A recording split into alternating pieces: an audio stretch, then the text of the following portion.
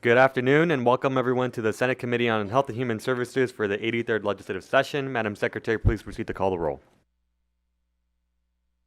Senator Lang, Senator Stone, Senator Taylor, Senator Titus, Chair Doniate. And I'm here and all the members are present. Good afternoon and thank you so much everyone for joining us today. We have a very eventful day. So I am going to take the bills out of the agenda order. I have the order tentatively, so I'll go over that right now. The first bill we'll go for is Senate Bill 244. After that, we'll do Senate Bill 262. Third, we'll do Senate Bill 214. And then last, we'll do Senate Bill 183. So that's the order that we have right now for folks. Obviously, we're going to try our best to maintain it. We do have the senators doing an over-under of what time we're going to leave today. So I'll reveal who won at the end. One other thing to note that every bill for today will have 20-20-20. So 20 minutes in support, 20 minutes in opposition, and 20 minutes allocated and neutral. So we'll try to make sure that we're sticking to the agenda. For those that would like to testify today, we do ask for folks to please sign in at the table by the door and provide a business card to the committee secretary. If you do not wish to testify, you may also choose to do so and sign in so that there's a record of who is interested in a particular bill. When testifying, we ask for folks to turn their microphones on to speak and off to listen. And as you may see, we have viewers in Las Vegas and online, and we are recording this meeting as it will be available on the legislature's website later. We ask that public comments be kept to 2 minutes so that everyone interested in speaking can be accommodated and we can get through the agenda in a timely fashion.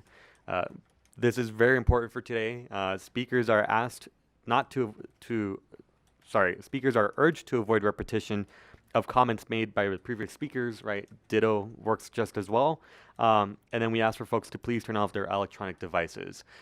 Because we may not be able to, there's a lot of attention to a lot of these bills and we may not be able to get everyone.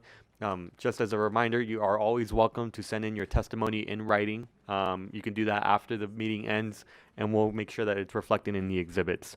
So with that, we'll go ahead and start with our first bill, Senate Bill 244, and I'll go ahead and open the hearing on this bill. This bill requires Medicaid to provide coverage to certain treatments of obesity, and today we have Senator Lang, so please begin. Thank you so much. Good afternoon, Chair Donate, committee members. I'm Roberta Lang. I represent Senate District 7 in Las Vegas, and I'm here. Thank you for the opportunity to present Senate Bill 244 today.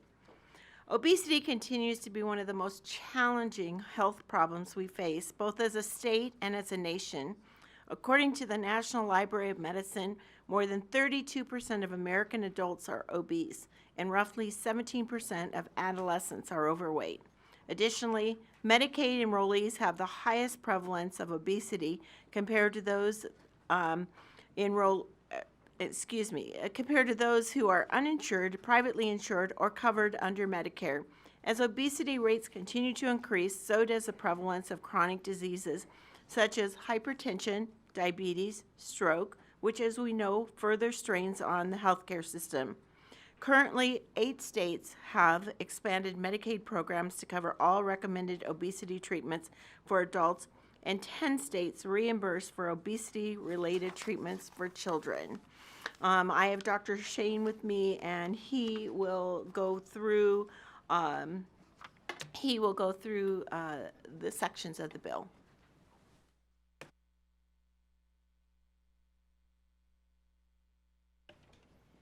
Good afternoon, Chair Doniate and the rest of the Health and Human Services Committee. I'm Dr. Stephen Shane.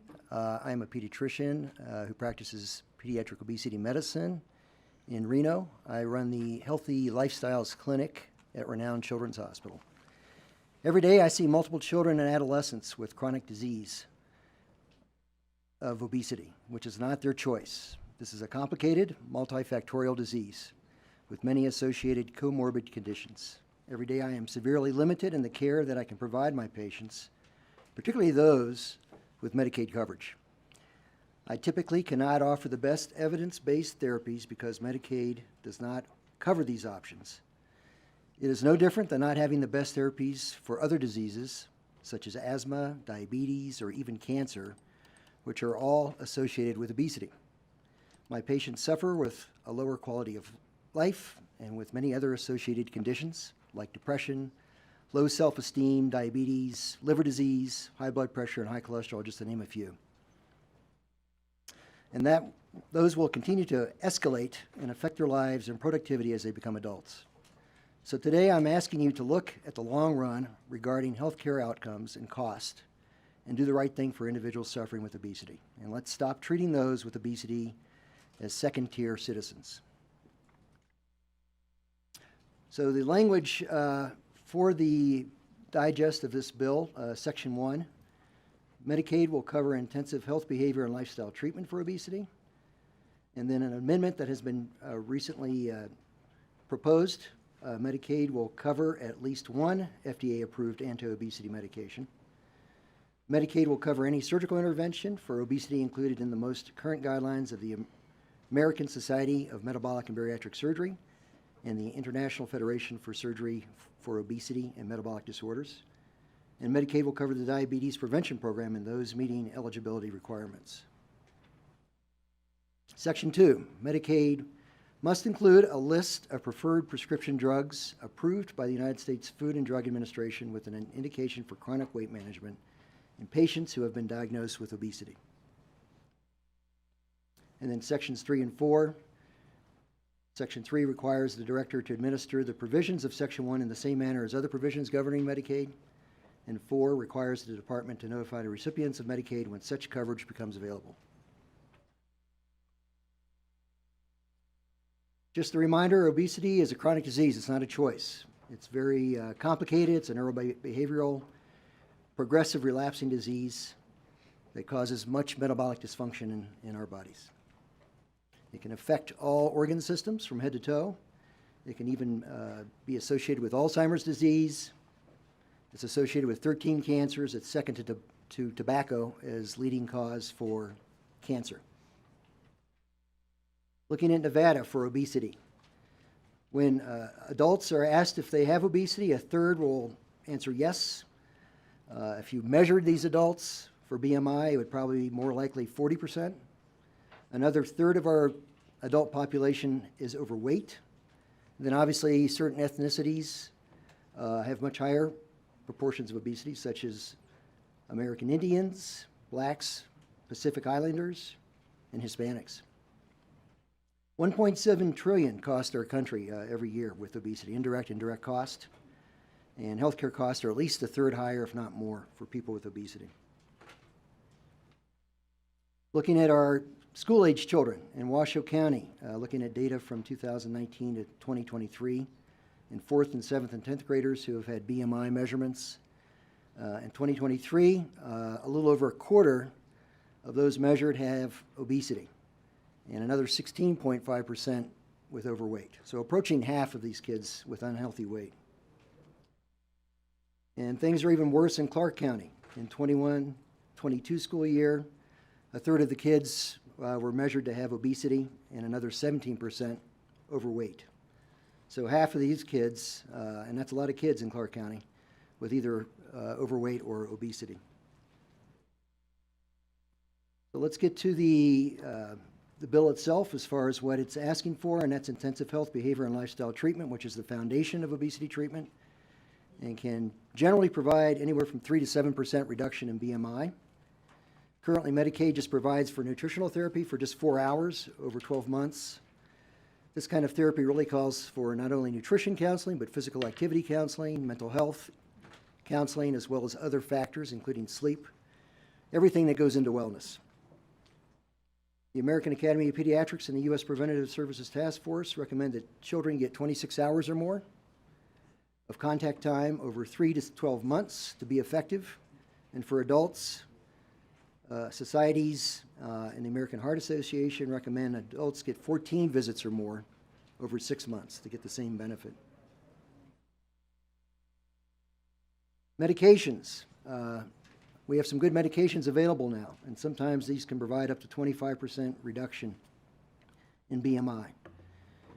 Medicaid in Nevada recently started covering Wegovy in adults with overweight or obesity, but with established cardiovascular disease only. So this means that you have to have had a myocardial infarction or heart failure or some sort of other cardiovascular disease documented. The American Academy of Pediatrics and the FDA approve and recommend for children 12 years of age and older with obesity to be offered these medications.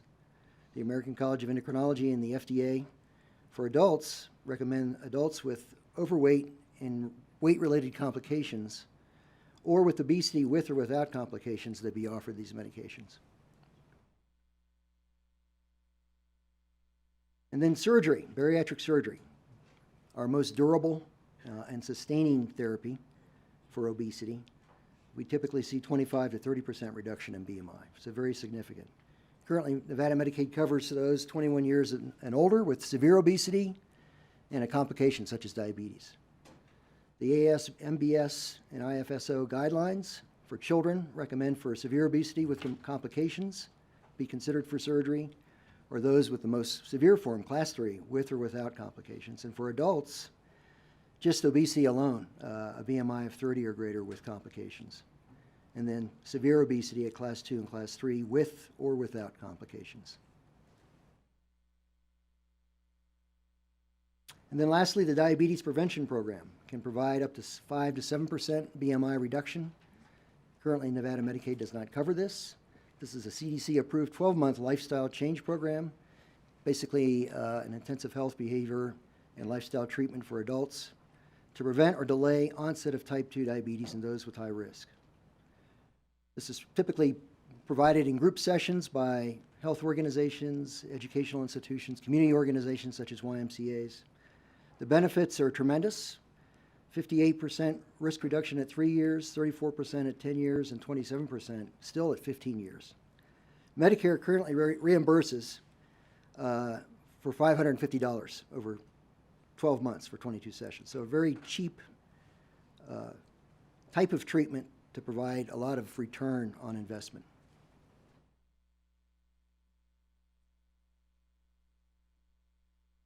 So the benefits of obesity treatment.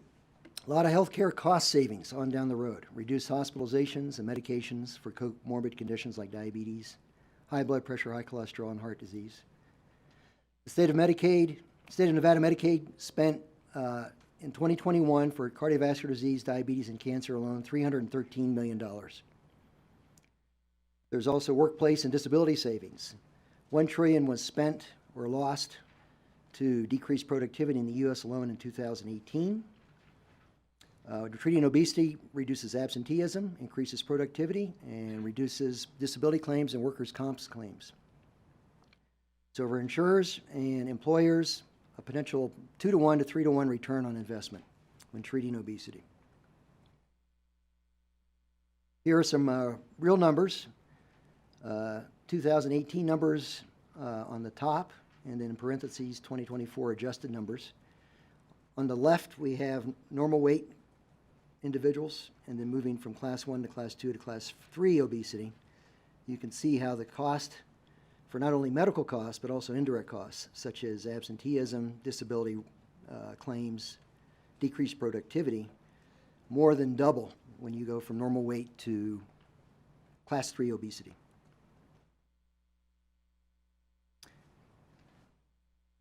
In another study in 2024 in the Journal of the American Medical Association, annual health care savings varied from hundreds of dollars to thousands, with anywhere going from a 5% weight loss going up to 25% weight loss. The greater the baseline BMI, the greater the savings that were realized at each percentage of weight loss. The comorbid conditions realizing the greatest savings were diabetes, arthritis, and back problems. Looking at some specific numbers on this top part of this graphic, individuals with the more comorbidities have greater annual direct medical cost. So moving from someone with obesity, annual medical costs of $5,000 and $6,000 in 2024 dollars, moving across to those who have 3 or more obesity-related complications, you can see the cost more than triples. And in the bottom part of this graphic, we have a group of 100,000 individuals with a theoretical 15% weight loss. And this shows us what would happen over a 5-year period with direct medical costs, and you can see a cumulative total of almost $85 million saved if this 100,000 individuals with obesity and complications lost 15%. And this is something easily obtainable with current medications and bariatric surgery. Here are some real numbers from the state of Nevada. This is from the Nevada Public Employees Public Benefit Program. This is an obesity care management program offered to participants. It's a voluntary program. On the left, you can see participants, and then non-participants in the right column. And then moving all the way down to the bottom, you can see annualized individual cost per member per year. This is data from the latter half of 2023. And you can see $5,200 for an individual in the obesity care management program per year, and then almost $11,000 for those with obesity who did not participate. And this is mostly savings through less ER visits and lower amounts of hospitalization. And then looking at medications, I know we all know these medications are very expensive. This is real life utilization from 12 states that actually cover GLP-1 medications, such as Wegovy, Zepbound, and these are utilization rates based on eligible Medicaid participants. And we can see the range is small, and California, for instance, is 0.13%, and Minnesota has the highest utilization rate at 3.16%. So many people don't take advantage when they're eligible. And this is from a study that was conducted to look at state Medicaid liability from year 2025 through 2029, a 5-year period, if a Medicaid program added anti-obesity medications to their preferred drug list. And we can see here on the right that I have highlighted, this includes offsets for adjustments for improved outcomes when treating obesity. This is the state portion with the current formulation of state federal funding. And it estimates it would cost anywhere from 4 to 7 cents per member per month to cover this additional coverage. And they actually used in this study a higher utilization rate than what we saw in that last slide of 3 to almost 6% utilization. And this potentially could be covered by the offsets in the healthcare savings that I just demonstrated in the previous slides, and also offset what we're potentially anticipating from decreased Medicaid dollars from the federal government. So lastly, bariatric surgery utilization. I'm looking at 12 to 19-year-olds, since we're looking at providing the service for individuals under 21. Only about 1,700 procedures are performed annually in adolescents in the U.S., so not many procedures. Many are eligible, just like the medications, but not many actually get the procedure done. Only about 4.5 procedures per 100,000 adolescents are performed nationally, and only about a third are in Medicaid patients. So if we look at the 12% of Nevada's 3.26 million individuals, 10 to 19 years of age, that's only about 400,000 individuals. And you can do the math and see that this is a pretty low number of procedures that would actually be done in individuals under 21 years of age.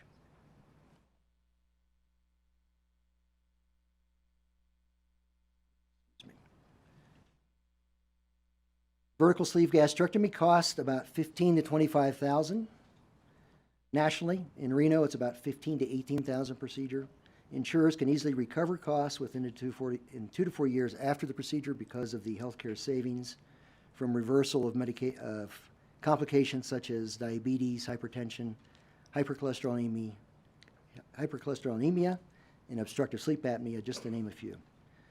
And cost effectiveness has also been demonstrated in the United Kingdom as well as the U.S. in adolescents. So in summary, comprehensive obesity treatment improves healthcare outcomes, improves quality of life, and also has been shown to be cost effective. So I'm asking for this committee today to strongly to consider giving my patients a chance in this state, the tools needed to become healthier, happier, and more productive citizens. Thank you. Thank you, Dr. Shane. And Chair Donate and committee members concludes our remarks, and we're happy to take some questions. Thank you so much. Committee members, do we have any questions? Senator Titus. Thank you, Mr. Chair, and thank you, Senator, for bringing forward. And Dr. Shane, good to see you. You've taken care of many of my patients. A question, you mentioned pediatric bariatric surgery. Do we have any providers that do that in Reno? Because I wasn't aware of that. Stephen Shane, for the record, we do have 2 providers that are qualified to provide that service. And in Clark County, do they have the services available there? I'm pretty sure there are surgeons available that are qualified to provide that surgery. I just want to make sure some of these treatments are, indeed, we hear all the time that these are, especially in the pediatric world, we are sending the people over to Stanford, Oakland Children's Hospital, and in Clark County, we hear about the parents having to take their children out of state, and just want to make sure that these services are indeed available to our Nevadans in Nevada. Next question, if I might. So it looks like during your testimony, a number of states have already applied for this Medicaid waiver. Are they getting approved? Stephen Shane, for the record, yes, they are getting approved. So it's been standard already that the federal government have approved this already. Correct. Very good. Thank you, Mr. Chair, for the questions. Thank you so much. Any other questions? Vice Chair Taylor. Thank you, Chair. And thank you to my colleague and to Dr. Shane for being here. This is a really important issue. I'm wondering if you have numbers, and I hope I didn't miss this in your presentation. How many people in our state now are having, are participating in these kinds of programs, adults or children? Do we have any numbers, anything like that? Not related to Medicaid, but just in general. Stephen Shane, for the record, do you, just to clarify, any of these programs?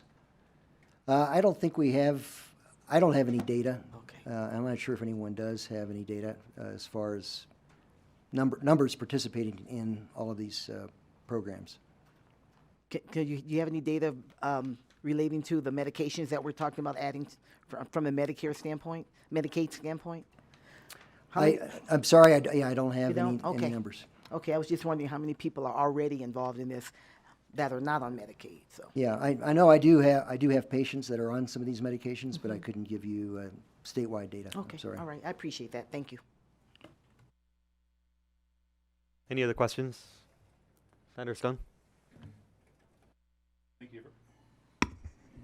Thank you very much for the presentation, Doctor. Obviously, these services are dramatically needed here in Nevada.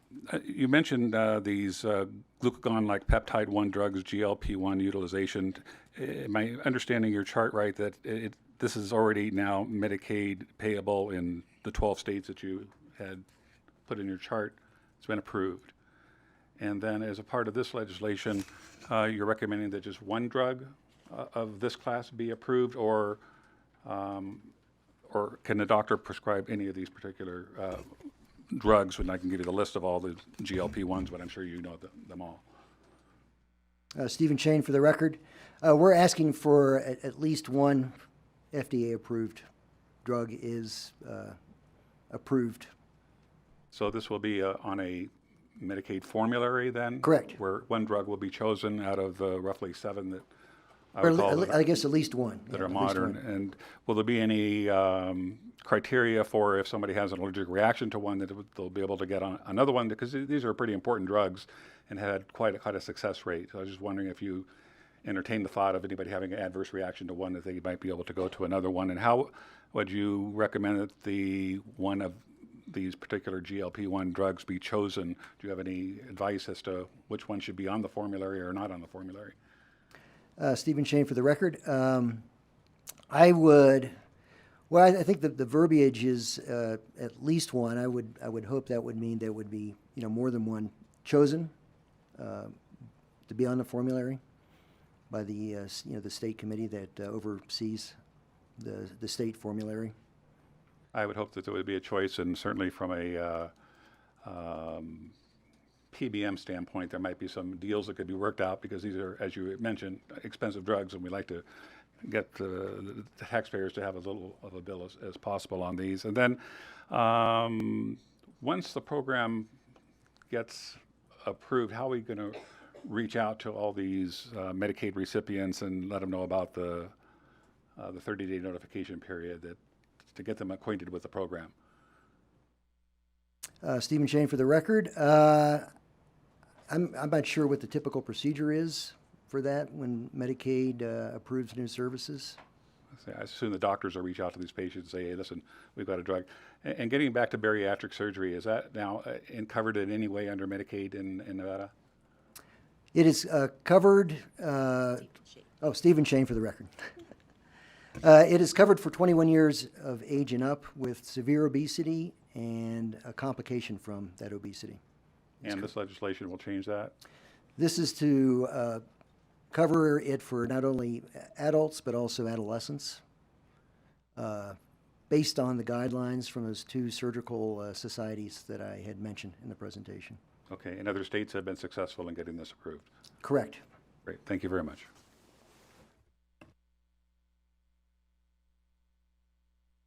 Thank you so much. Any other questions? All right, I got a few of them. Let's start with first. So the program that you administer, doctor, here in Nevada is specifically focused on pediatrics. Is that correct? Stephen Shane for the record, that is correct. Okay, but the bill does not reference that. There is no age limit, from my understanding. Correct. Okay. This would cover, yeah, all ages. What is the requirement for a diagnosis to be made in terms of, so I'll keep my comments to the end, but I just want to go through the semantics of a patient arriving. So I am a patient that you have determined to be pre-diabetic. So explain to me the diagnoses in terms of how you prescribe my treatment under this bill. So is the preference first to go towards intensive health behavior and lifestyle treatments, or like how do you determine the acuity of whether or not someone should get bariatric surgery from the offset that you meet them? Stephen Shane for the record. I follow the American Academy of Pediatric Clinical Practice guideline that goes through the recommendations based on age and severity of disease.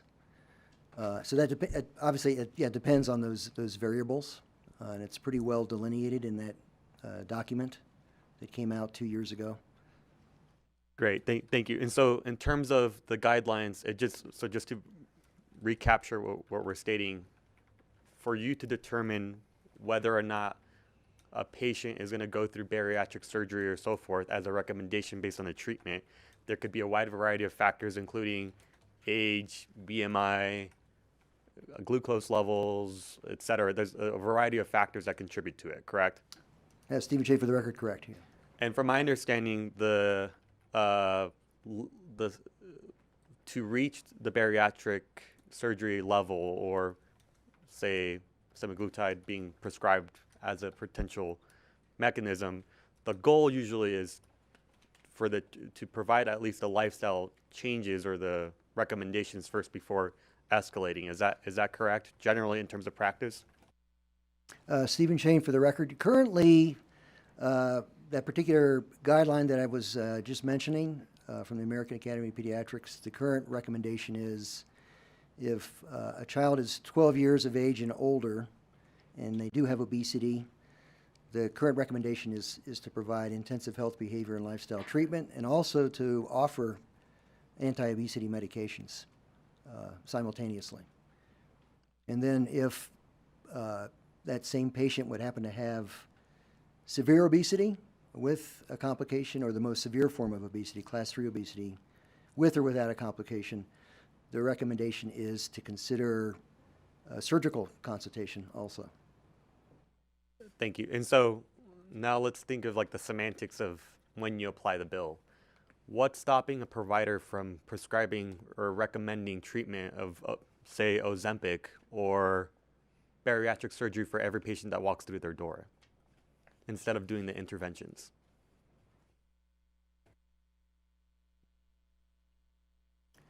Stephen Shane for the record. That's an excellent question. I think that is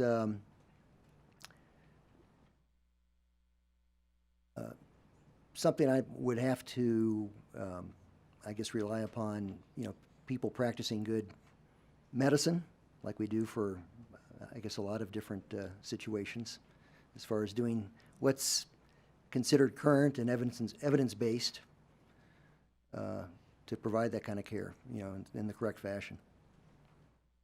Great, thank you. The reason, so now more on the commentary. The reason why I'm asking that question is, so I'm pretty familiar with the structure of what other states have gone through. This is a pretty expensive program, just in general. And I think the public health concern, right, is if doctors are now empowered to get reimbursement for a specific procedure, what's stopping you from recommending the procedure that's going to pay you the most, right? We are missing the critical piece, right, which is obesity is a complex issue, and a lot of it can be influenced by dietary and behavioral health aspects as well. And so generally the preference has been to focus on that, right? Now, in terms of pre-diabetes and so forth, right, and managing folks that have been diagnosed with type 2 diabetes, you kind of hinted at it, right? There's a level of acuity that could be prescribed for, say, the patients with the critical need, with the highest critical need, or the ones that are most pressing. But I think the difficulty that I'm trying to accept is what's stopping a physician from just recommending that. I know the standards are there, right, and that we all try to adhere to the same standards, but we miss the critical piece of teaching kids of what the lifestyle changes that they need to, right? And that's not to say that all physicians are going to apply the same standards, right? They all have different mechanisms of how they interact with patients. And then the last thing that I think is more concerning, right, is, and this is more on the mandated coverage, right? If right now there's a sensationalization of obesity medications. If I'm a pharmaceutical company and a state were to pass this requirement, right, the first thing that I would do would be to send as many representatives that I could. And if the mandate is on the coverage of it, there's nothing stopping me from doubling or tripling the cost of the prescription medication, because now it's mandated via state law. And so I guess what I'm trying to understand is, how can we ensure that there's guardrails that the prescriptive treatments are actually medically necessary, versus saying that any doctor can just recommend and now we have to prescribe it via medication or whatever the treatment is, considering how costly it is already, right? And because of the sensationalization that has occurred on the media for patients to go and ask their doctor for this prescription or for this treatment. So I don't know if you have any commentary towards that, but that's generally my concern, more on the public health aspect of it. Stephen Shane, for the record. I guess as far as the medications are concerned and other treatments being asked for coverage in this bill, I certainly maybe adding some additional verbiage that would provide more delineated criteria, or referencing the clinical practice guidelines. Guidelines are referenced for the surgical end of the bill, and I think those are pretty well. Those are very well delineated. But as far as the intensive health behavior and lifestyle treatment and the medication part, perhaps adding that those guidelines need to be followed in accordance with prescribing practices. Great, thank you. And again, just to make sure that we're on the same page, the question is not what services to provide, right? The difficulty is how costly they are, right, to maintain it as part of our state Medicaid program on top of the other needs that we have, and whether or not we're missing the public health piece, which is we need to ensure that people are educated in terms of the lifestyles that they need to live because of how complex this issue is, right? The last, in terms of healthcare delivery, we always look at the invasive stuff last, and we look at the prevention stuff first, because there are a lot of things that we can do that are very low cost or minimal effort that still can go a long way. And so I just wanted to make sure that and maybe we could just talk offline about what the guardrails are before you can come in and just, boom, there you go, here's your prescription. And I think that's more of the concern that I wanted to make sure that we were on the same page for. So, but if there's any recommendations that you may have in terms of standardizing the level of acuity of what procedure makes or what constitutes certain treatment. I think that's something that we can talk offline for. And I don't know if you have any other recommendations. No, this is Stephen Shane for the record. I don't have any other recommendations at this time. Great, Thank thank you. you. Any other questions? Are we good? All right, let's move on to support testimony. So if you're in support of this bill, we ask for folks to please come forward, and we will do 20, 20, 20, 20 in support, 20 opposition, 20 in neutral. And we'll start here in Carson City.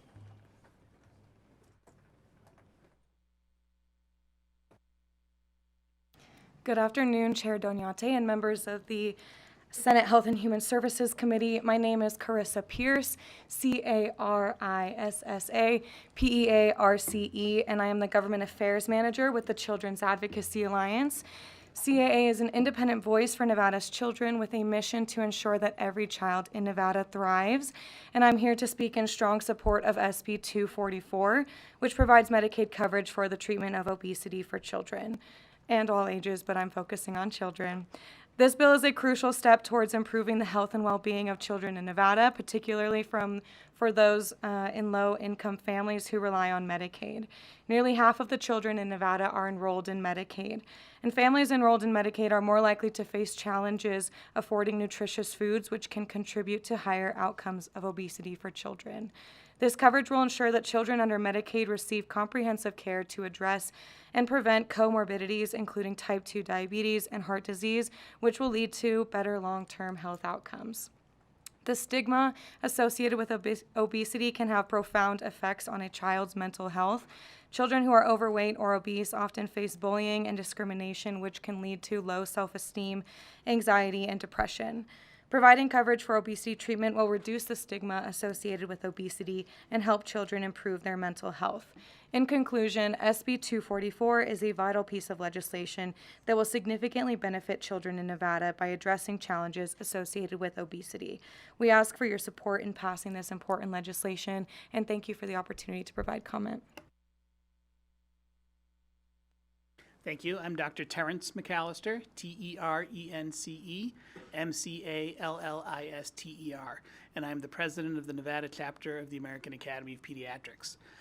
In full disclosure here, there's a member of our chapter who'd be a better person to give this testimony, and that's Dr. Stephen Shane, and I think you've all heard from him already. He is our chapter's obesity prevention advocate. We know that obesity is a serious chronic illness. There are more than 14 million children in this country who have been diagnosed as obese, making it one of the most common chronic diseases in childhood. And we know as pediatricians, our goal is to promote good health, and we know that making good health decisions and having good health early in life means being healthier later in life as well. And so addressing obesity in children in the pediatric population is critical to the long-term health and welfare of this country. And we support this bill knowing that obesity is a complicated medical problem, and there is no one simple solution, and the multifaceted approach that's taken by the American Academy of Pediatrics and by Dr. Stephen Shane and his clinic is what's needed to address this issue. Thank you. Thank you, Chair, members of the committee. Bradley Mayer, representing Southern Nevada Health District today. We are in support of SB 244. Of course, there's been a lot of focus on the obesity piece of this, but it also contains a diabetes prevention component, as you mentioned, Chair, about the need to educate on good decisions as well. So obesity is a chronic disease which significantly increases the risk for many other chronic diseases, heart disease, diabetes, and in some cases, cancer. In Southern Nevada, you heard a lot of the stats, 34% of adults and 16% of high schoolers have obesity, and even in kindergartners, over a third are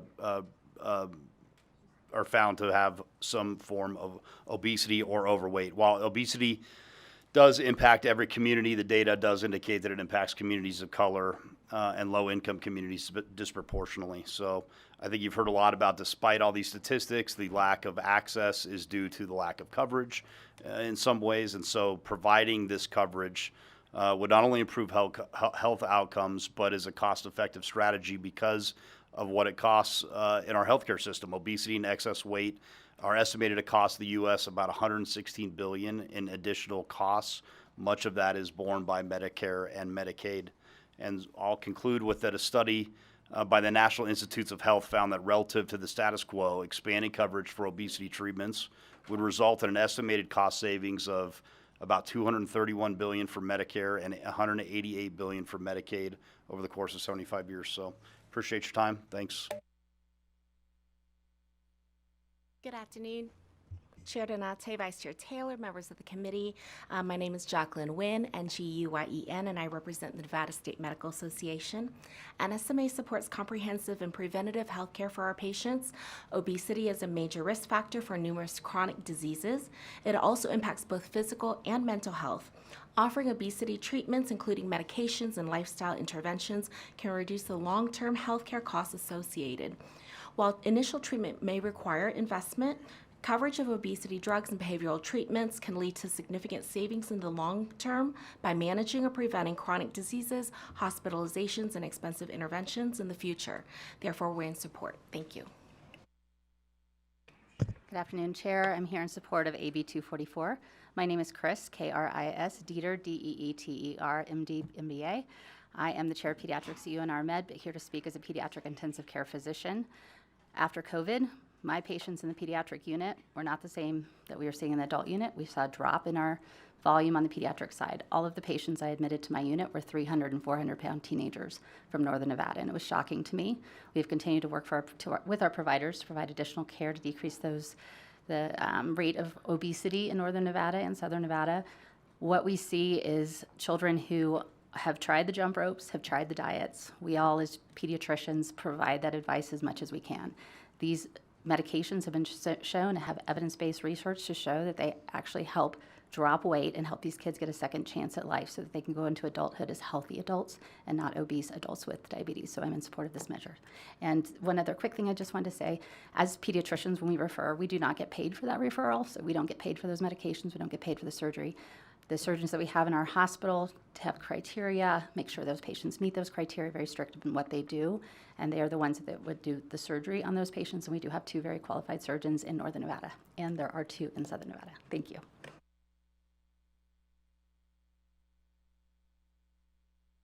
Thank you so much. Anyone else here in Carson City? Anyone in you can please come forward. Please begin. My name is Chantel Politi. It's SCHAUNTELLEPULITI. I'm the manager of the Metabolic and Bariatric Program at Renown, and then we're trying to establish a pediatric program as well, or adolescent.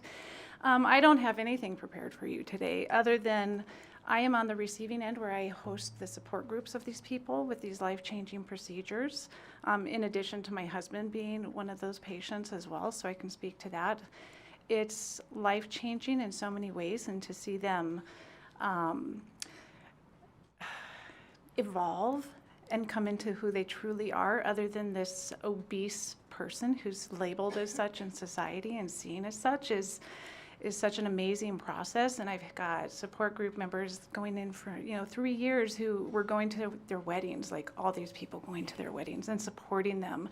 And without these surgeries, they may have never seen this day or have had the confidence or ability to go out and go back to school and find that one loving person. So from more of a personal standpoint, because I know there's a lot of numbers thrown around, but we're missing that critical piece of like these are people. And in this bill, these are adolescents who are bullied, who get finger points at, who are laughed at, there's pictures taken of them posted online and put memes.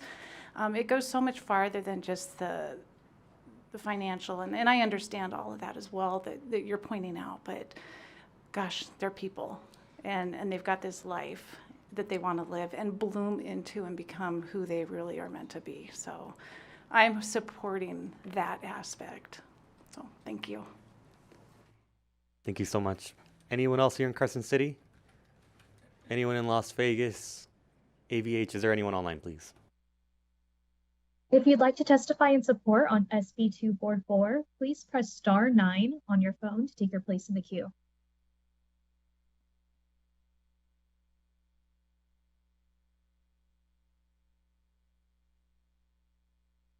Chair, there are no callers in support at this time. Thank you so much. Is there anyone in opposition on this bill here in Carson City? Anyone in Las Vegas?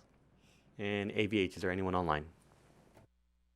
To testify in opposition on SB 244, please press star 9 on your phone to take your place in the queue.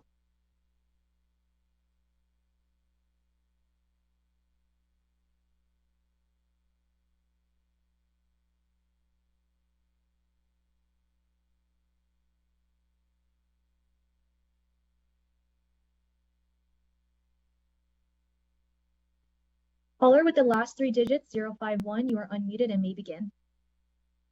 Barry Johnson, Las Vegas. I've struggled with my weight when I don't exercise and drink sodas and drink energy drinks. Many presenters are struggling with their weight.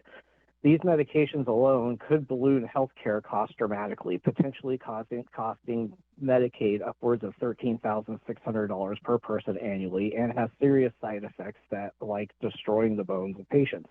The idea that this expansion will have no significant financial impact is laughable. Who are we kidding? We are talking about money from the taxpayers' pockets. We can't continue funding treatment endlessly for individuals who don't take responsibility for their own health. When does this cycle end? Are we notifying the schools of these kids to make sure that they're exercising and eating a specific diet? Are the parents held liable with so that they have to reimburse us for their kids? What if the parents obese and feeding them ho-hos and ding-dongs? Should we have to pay for that? Is the evidence he is using from the feds going to change now that their focus is on nutrition and we're taking Fruit Loops off the food pyramid? Have we looked at how much these guys are making from Big Pharma? Nova Nordisk spent $177 million on paying off doctors. I just looked it up on the open payment portal. Every dollar spent covering expenses and surgeries and medication for obesity under Medicaid is one less dollar available for critical care to the most vulnerable among us. Children, seniors, and individuals with diabetes who desperately rely on Medicaid for essential services, but you want to abuse Medicaid for able-bodied, irresponsible people. If you can't cover kids who are nonverbal and need constant care, what kind of animal would present this waste of money that should be used for the disabled? This is reckless spending strategy that not only threatens the physical health of our state, but jeopardizes the very futures of those people really in need. Instead of perpetuating dependency on the pharmaceuticals with known side effects that could lead to even more expensive health complications, let's invest in wise prevention. Medicaid resources should be redirected towards incentivized Sir, initiatives. if you can please complete your comment. Long-term health. Yeah, the financial impact is laughable. Ask yourself honestly, if obese medications could cost up to $13,000 a year, how can we argue that there is no impact? We get the Americans distrust politicians because you guys keep abusing systems. Unfortunately, we are out of time, and we will have to, if you can send your comments online, please, or after the meeting, please. AVH, is there anyone else? Chair, there are no more callers in opposition at this time. Thank you so much. Let's move on to neutral testimony. If there's anyone in neutral, please come forward. Please begin. Good afternoon, Chair Donate and members of the committee. Amy Sjogren with Black & Wadhams, that's SHOGREN, representing Novo Nordisk today. I wanted to speak a little bit about the amendment that is before you. First of all, I wanted to thank Senator Lang for all of her amazing conversations on this bill and the other co-sponsors as well, and their willingness to accept this amendment. The amendment really seeks to provide patients an option in their treatment plan. So they have, in addition to health, behavior, and lifestyle treatment, at least one FDA-approved anti-obesity medication. And to speak to Senator Stone, it does not need to be a GLP-1. And those should be available to patients prior to surgical intervention. Thank you. Thank you so much. Anyone else here in Carson City? Seeing none here or in Las Vegas, AVH, is there anyone online? If you'd like to testify in neutral on SB 244, please press star 9 on your phone to take your place in the queue.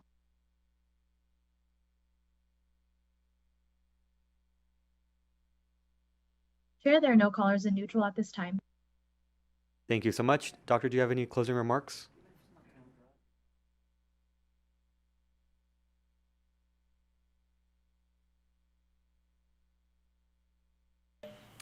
Stephen Shane for the record. I just want to reiterate that obesity is not a choice. It's a chronic, multifactorial disease process that is out of the control of most people who have it.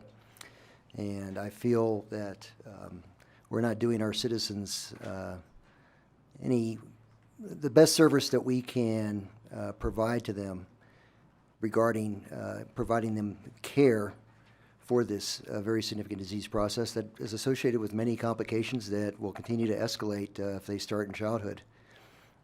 So I just want to thank the committee for hearing me out, and I hope you seriously consider moving this important piece of legislation out of committee. Thank you. Thank you so much for joining us, and thank you for the service that you deliver to our patients. We'll go ahead and close this hearing on Senate Bill 244 and now move on to Senate Bill 262. This bill I'll go ahead and open the hearing on this bill. This bill revises provisions relating to graduate medical education, and with us we have Senator Pazina. So please begin when you're ready.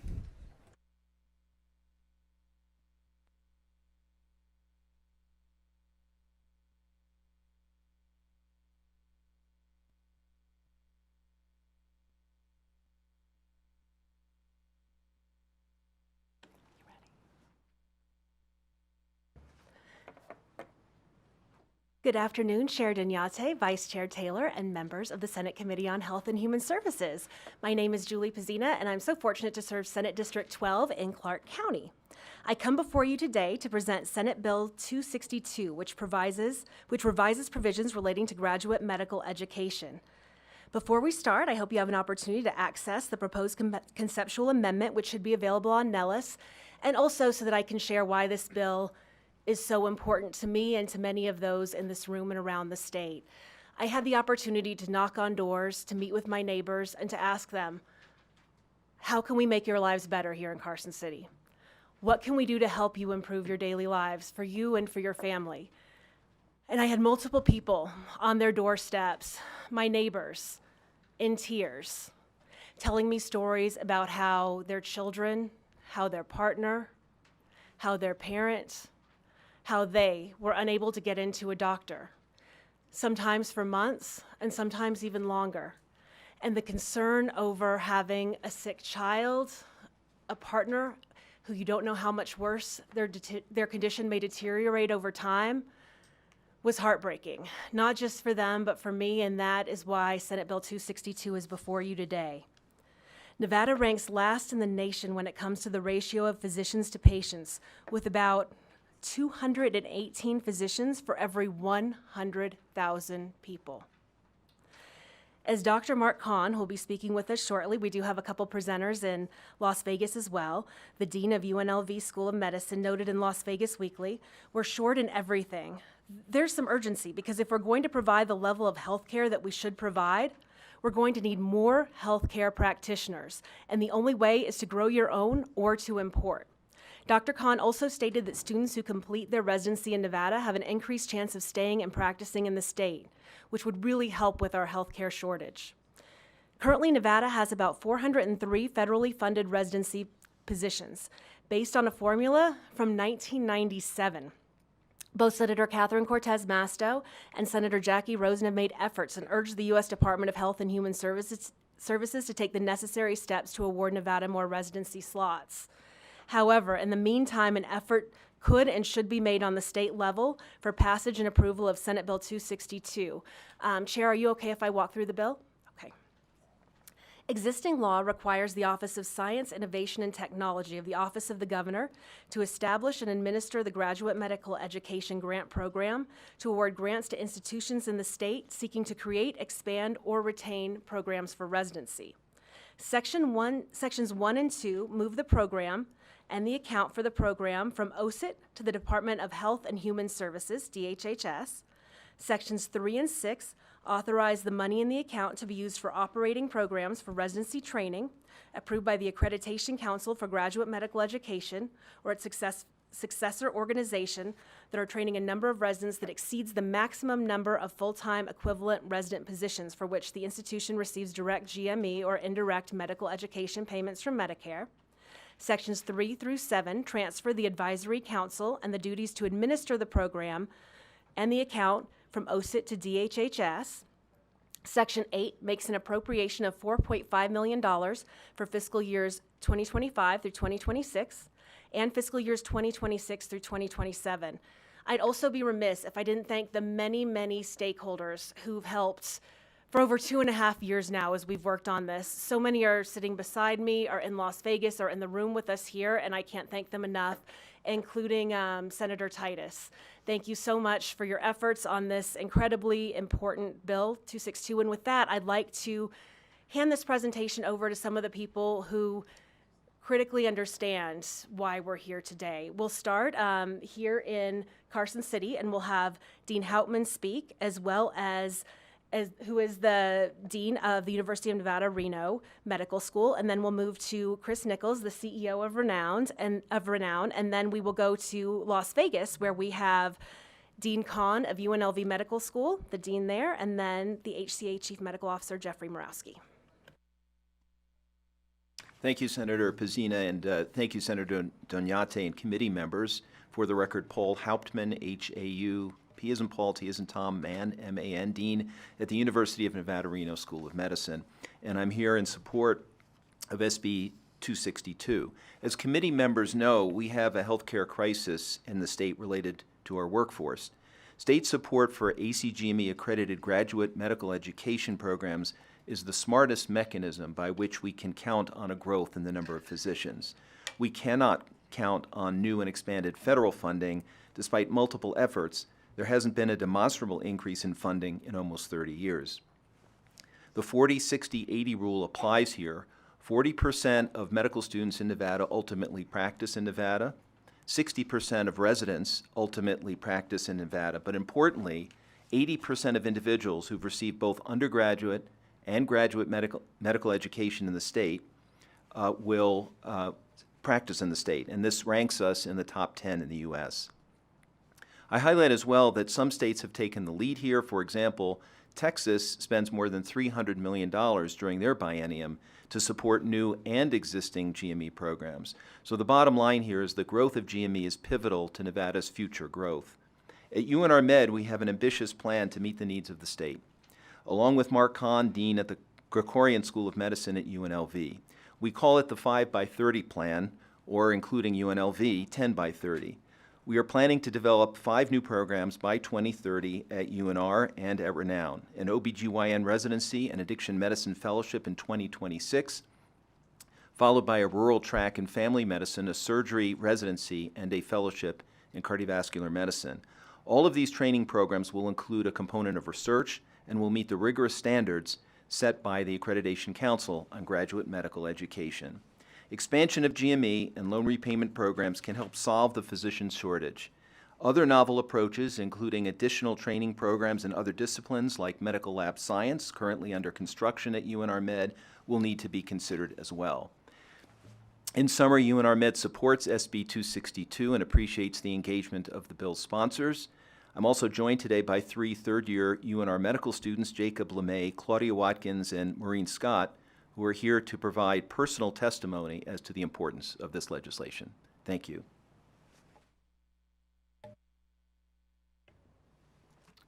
Good afternoon, Chair, committee members. My name is Chris Nicholas, Nicholas for the record. I'm the CEO for Renown Regional Medical Center in Reno, Nevada. Renown Regional has participated in graduate medical education since the 1970s, and like all GME programs that existed back then, our Medicare funding was capped in the late 1990s so that Medicare could manage their budget. Excuse me. This made future growth of those capped programs difficult since, on average, it costs between $180,000 and $200,000 per resident per year, for between 3 and 5 years for residents and 1 to 3 years for fellows. Today, we fund over 78 residents and fellows and receive Medicare funding for 56. We also receive limited funding from Medicaid. We are funding the training of 22 residents and fellows over our cap. Prior to opening the Kurt Kerkorian School of Medicine at UNLV, the University of Nevada School of Medicine medical students, residents, and fellows received key components of their training in Clark County. For instance, surgery, OBGYN, pediatrics. So it is It was not as significant that those GME programs didn't exist in Northern Nevada. However, now with our affiliation with UNR Med and the focus of their training being in Northern Nevada, it is important for the medical students, residents, and fellows to have exposure to a broad learning environment as they select their specialty and they train. At Renown, we've been working with our academic affiliation partner, UNR Med, to identify the key programs needed to round out the GME learning environment and meet the future healthcare needs of the communities that we serve. Our near-term list includes pediatric residency, which we started 3 years ago, OBGYN residency, rural family medicine track, addiction medicine fellowship, general surgery residency, and cardiology fellowship.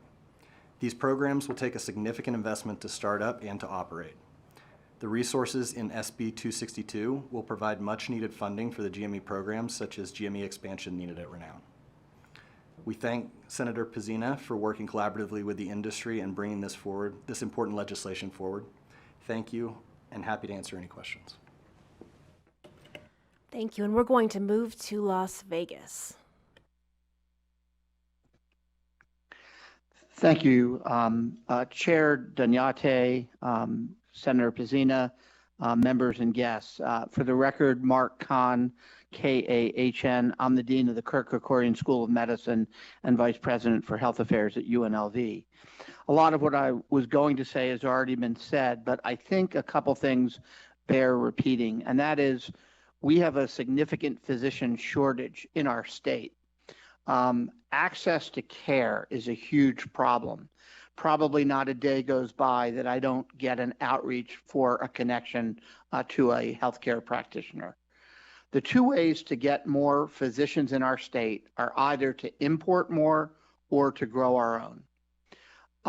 Dean Hauptman and I have been aligned on this and have been working to show how GME can directly affect our state. As Dean Hauptman stated, but I think it deserves to be restated, about 40% of graduates of a medical school in our state practice here. About 60% of residents practice here, but if you do both, that number goes to 80%, and that's critical for providing the healthcare future for our state. We're therefore strongly in support of SB 262, and we thank the Senator for bringing this forward. We are in the process of creating a couple new programs, and as Dr. Hauptman said, we're trying to work together to match state needs. We are in the process of starting a HEMONC fellowship training program, the only one in the state. In a state with an aging population, cancer becomes a major problem. We're also well underway to establishing the state's only ophthalmology training program. Again, ophthalmologic services are needed by our communities and certainly needed in an aging community. Other specialties that we're working on include dermatology, urology, anesthesia, and even neurosurgery. We feel that, as Dr. Hauptman stated, that we were woefully underserved vis-a-vis federal support for GME. Those positions, as mentioned, were capped in 1997. We have 403 positions in our state compared to California that is over 9,000 and New York that is over 18,000. We also brought some students and residents who want to testify for the importance. Again, our mission, as is Dr. Hauptman's mission, is to train physicians for the state. And without GME, it's going to be very hard to keep our graduates here. And I think you'll hear that from our students and graduates. So in summary, I'd really like to thank Senator Pezzina. I'd like to thank Senator Dunyate and the other people that are working hard to expand GME in our state. It's absolutely critical for us and also our affiliate hospitals, renowned for UNR, and for us, we have residents at both, predominantly at UMC, but also at Sunrise, and you're about to hear from their chief medical officer. This is really critical for the health of our state, and I thank you for your time and consideration. Thank you. Good afternoon, Chair Donati and members of the committee. My name is Jeff Morosky, Chief Medical Officer for HCA's Far West Division, JEFFREY MURAWSKY. That includes Sunrise, as Dr. Khan had mentioned, Sunrise Children's, Mountain View, and Southern Hills Hospital. You know, we proudly take care of over 1 million Nevadans every year in our hospital, including vulnerable pediatric and Medicare, Medicaid populations. GME is an important and critical component of the services we provide in our hospitals. We're part of HCA Healthcare with over 5,400 residents in training at 79 hospitals in 16 different states. We see how different states approach this, and as was mentioned before, we see how Texas approached this. In Nevada, we have 284 residents at Mountain View and 18 at Southern Hills. And we support the pediatric residency program with UNLV at Sunrise with 19 positions that are part of that 1997 cap that was mentioned before. Sunrise Hospital has over 800 patients in it, and it has a residency cap of 19. That means that we're limited to the number of trainees we can bring in without support based on that number. That number is also geographically disparate, as Dean Kahn mentioned. In Nevada, we have 28 residents per 100,000 capita, where in Arizona, our neighbor has 30, and California has 36. In Illinois, there are 55, and in New York, as was mentioned, there's 97. So there's things we need to do to proactively raise that number. This cap establishment has lowered our ability to recruit. And these shortages that were talked about and mentioned are significant, and we've taken the position to develop programs to meet many of these. And you've heard about them, and we hear about them regularly in programs like primary care related, family practice, internal medicine, obstetrics and gynecology, psychiatry, but also in hospital-based programs, there's also shortage of physicians, such as anesthesia and radiology. We also have shortages in fellowship training. We've added addiction medicine and infectious disease, as well as gastroenterology. All of these services are short. As was mentioned, you know, we are at the bottom of the physician ranking. It would take 1,589 new doctors, with none of us retiring, to get to just average for access. The best way to close this gap, as Dean Kahn mentioned, is to grow our own. We've been able to keep our graduates at the same rates that were mentioned before in the state, and we think that's why this bill is such a great commitment to raise that number of trainees. It also helps to retain our current faculty that we have at our hospitals and on the medical staffs. Teaching is a rewarding experience. It is for me as well as many of my peers, and the ability to be involved in teaching both at the medical student and at the resident level helps to maintain practitioners and makes them happy, healthy, and practice longer, which also can help to solve our problem. You know, all of these issues are really important to help us achieve the goal of really serving Nevadans. And with that, I will thank you very much for your time and comment, and I appreciate all the support from the senators on putting this bill forward. Thank you so much for our medical school deans, for our doctors who are working so hard in our hospitals, for being here today. We have so many more that are looking forward to speaking with you. But, you know, the bottom line here is we have an extreme doctor shortage here in Nevada. This bill will help solve that. It will keep our students, our doctors that are graduating from our medical schools in the state, here in the state for their graduate medical education, and give them the opportunity to stay and practice here. And when we knock on those doors and we talk to our neighbors, you know, my goal is always to make their life better, and that's what I think this bill does. It helps with our doctor shortage and provides accessible health care. Thank you, and we're ready for questions. Thank you so much. Before we go to questions, I just want to thank you for obviously working on this within the last 2 years. It seems that you have put a lot of thought and effort into what we're looking at, so I just wanted to thank you before we proceed with questions. Let's go with Senator Lang. Hi, thank you for the great presentation.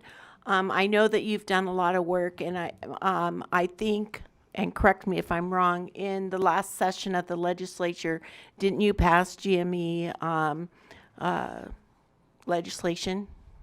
And if so, could you tell us what that was? Julie Pizzina for the record, and thank you for the question. And yes, last session I worked on Senate Bill 350, which was co-sponsored by a number of my colleagues, and I also work closely with Senator Titus on Senate Bill 350. What we were able to do was create a graduate medical education advisory council. which is so critical, I think. It's something that was in place under Governor Sandoval, and when he left office, because it had been an executive order and not in statute, unfortunately it went away.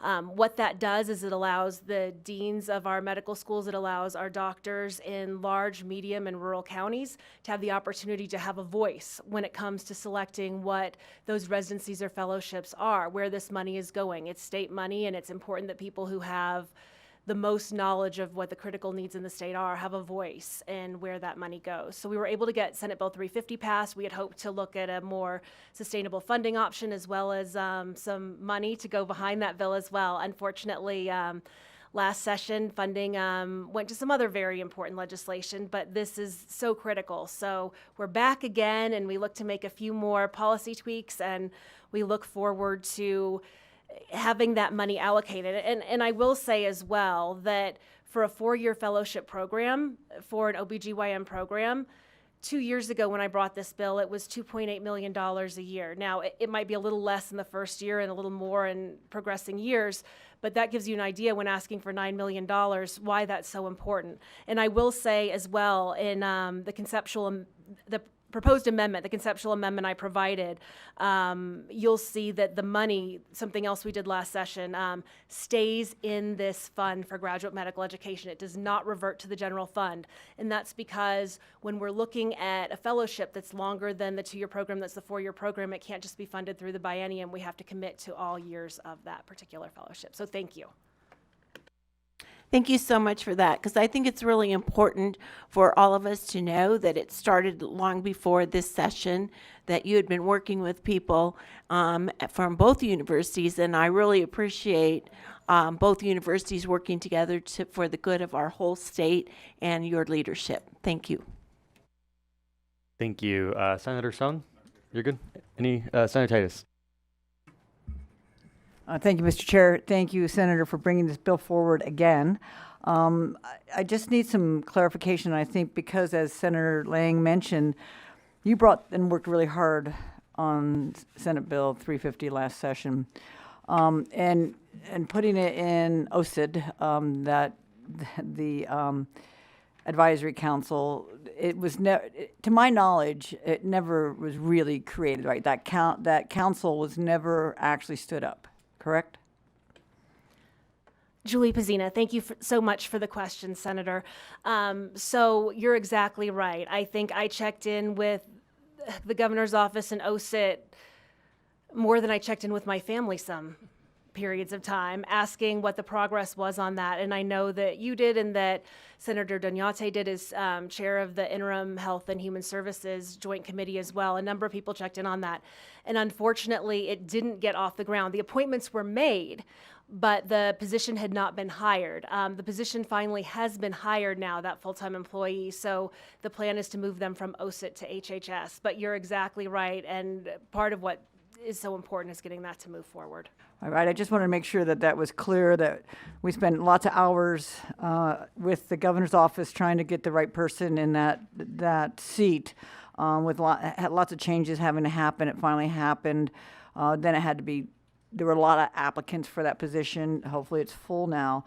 Filled it now, but we do know that the Department of Health and Human Services welcomes this, that they have the capacity to do this, that this advisory council will be now stood up, that there will be the administrator for that.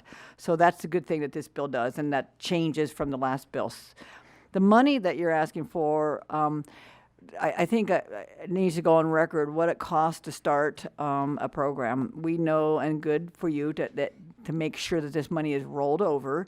Because of the delay, we know that we lost a program, a family practice program in Elko, because the local hospital there was not going to support it, and it was a tragedy that we had a rural family practice rotation that closed. That should never happen again. So in this bill, it clarifies that this money is to be rolled over and not absorbed back into the general fund if indeed this bill passes and it gets the funding is there. So that's a critical piece to this component. I worry that $4.5 million isn't going to create the volume that we need. Right now, if you mentioned There's 78 residency programs in northern Nevada. Is that correct at this current time? Or how many? At Renown, yes, that's correct. 78.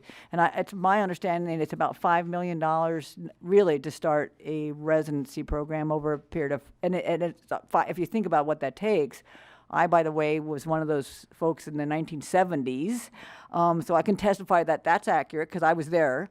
I graduated from medical school, the second four-year class at UNR, to the students out there, in 1981, and we didn't rotate in Las Vegas at all. We did all of our rotations at Renown and St. Mary's and the Veterans Hospital. And then I did my family practice residency in Reno, the whole program.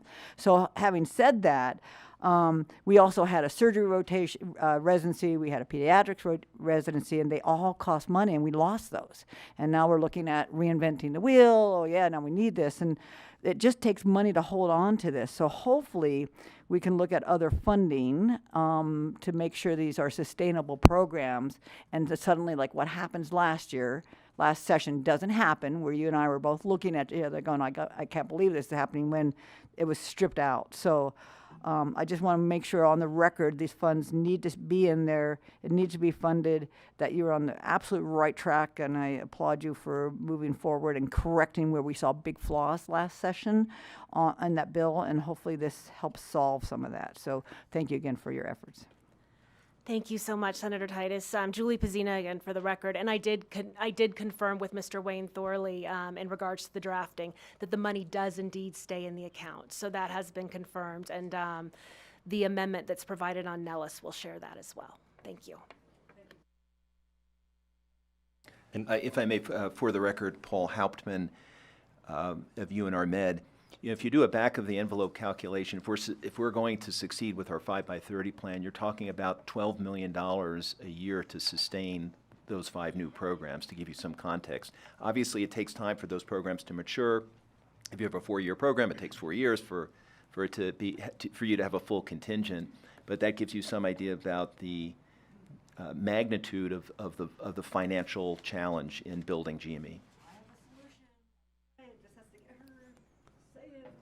Thank you so much for that commentary. Let's go ahead and open to testimony and support. So again, limiting to 2020. So we will open it up for 20 minutes in support testimony.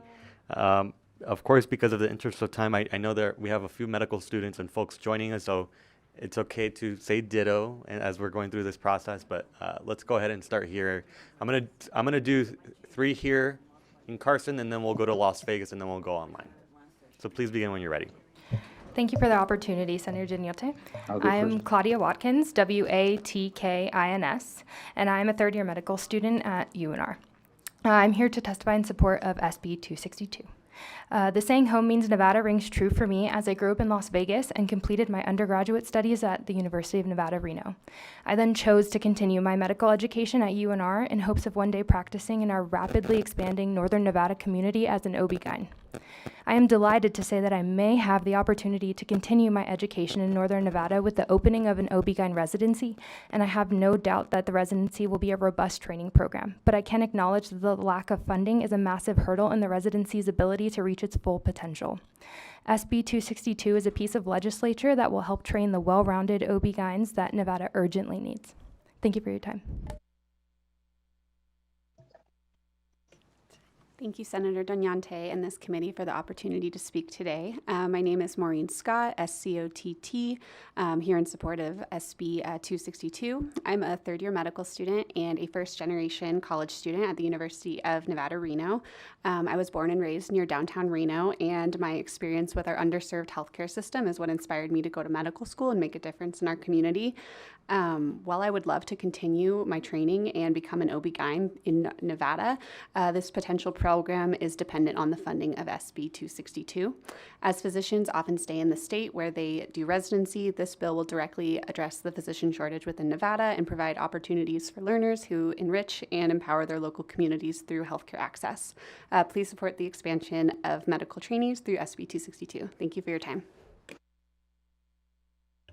Senator Daniate and the panel, for the record, my name is Jacob Lamay, Jacoblamay.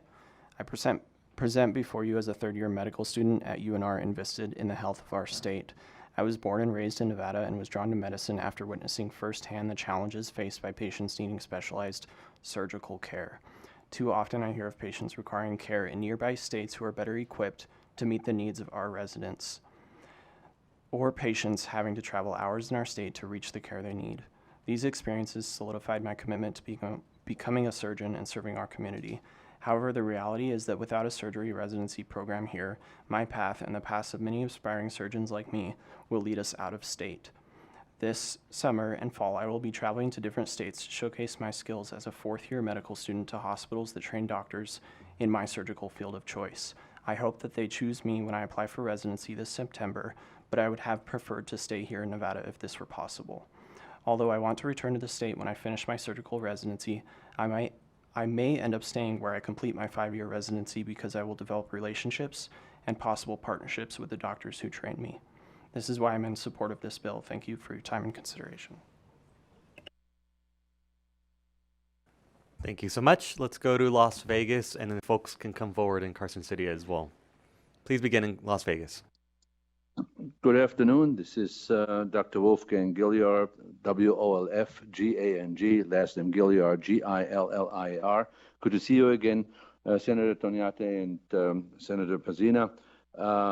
I am speaking in favor of SB 262, and right after me, I'd like to have one of our wonderful students who is from Elko, who is graduating and who's going through the match next week. We are about 1 week away from match day next Friday, in which about 40,000 residents in the United States, this means students who graduate, will go to the residency, will find out where they will be going, which specialty, in which hospital. I think it's the most unique day that I, as an educator, can see, because that's the most emotionally laden day where these students find out, after all these years, where they will be going and doing this residency. As the dean of Toro, Nevada, and somehow we always fall off the crack somewhere, there's 3 medical schools in the state, and I need to really underscore all the deans, Dean Hauptman, Dean Kahn, and I, we work on this together because this is the same mission that we espoused to when we became medical students. And for this, we want to assure that we have enough of the pipeline going on. And I think the travesty that we have is here we have about 300 medical students graduating in the States, and we do not have enough residency spots. We are neither deep nor wide. And I think, as Senator Pazina pointed out, we are one of the worst in the country.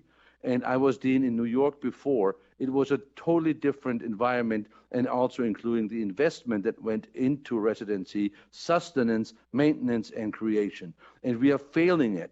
And I will tell you, it is pittance for what I think is being asked for. I'm sorry if I'm that direct, that 15, 20, 30 million is not enough. We need to talk about 50 to 100 million.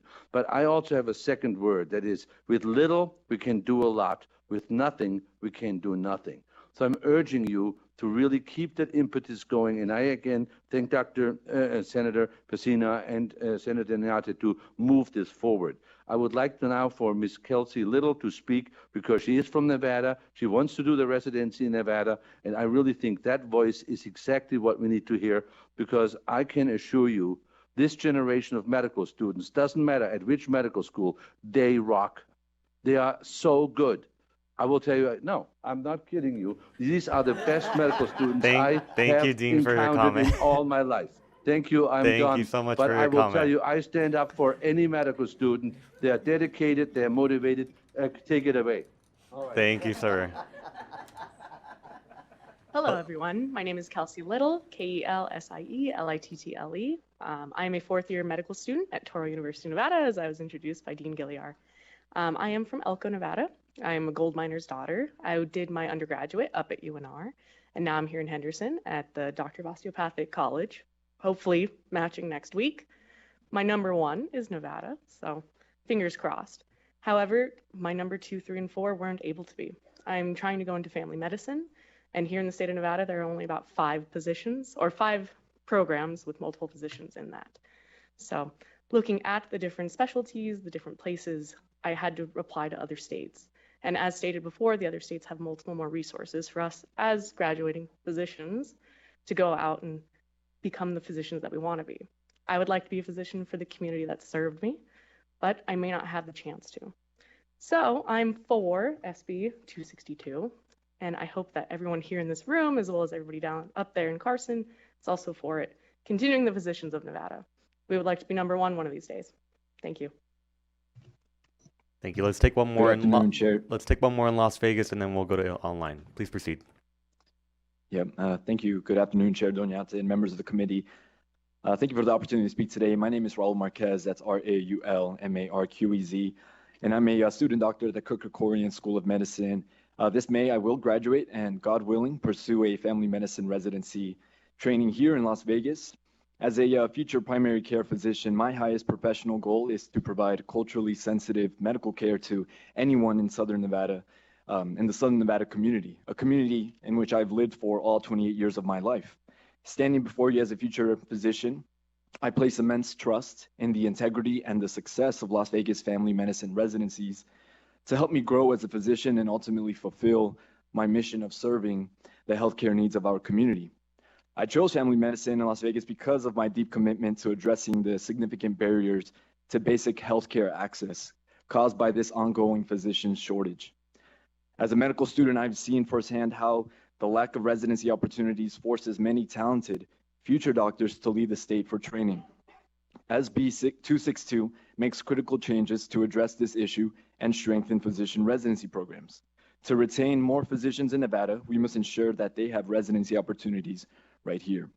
Other similarly driven medical students and I are deeply committed to remaining in Nevada to serve our community and enhance healthcare accessibility for everyone. However, this is only possible if we continue to expand and adequately fund residency programs. Supporting SB 262 is not just an investment in medical education, it's an investment in the future of healthcare in Nevada. Thank you, and God bless you all. Thank you so much. AVH, do we have anyone online? To testify in support on SB 262, please press star 9 on your phone to take your place in the queue.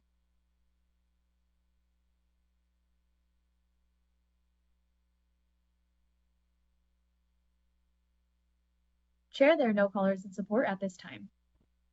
Thank you so much. Let's go to Carson City. Please begin.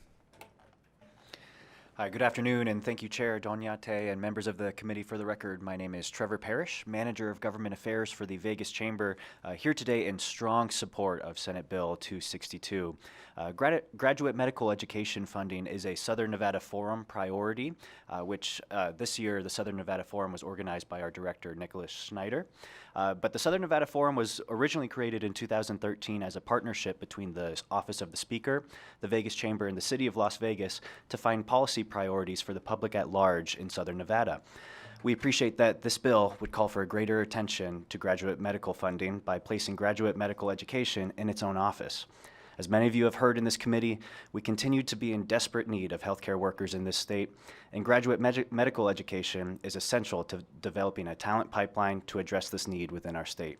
We ask for your support on this bill, and we thank you for your time and consideration. Thank you.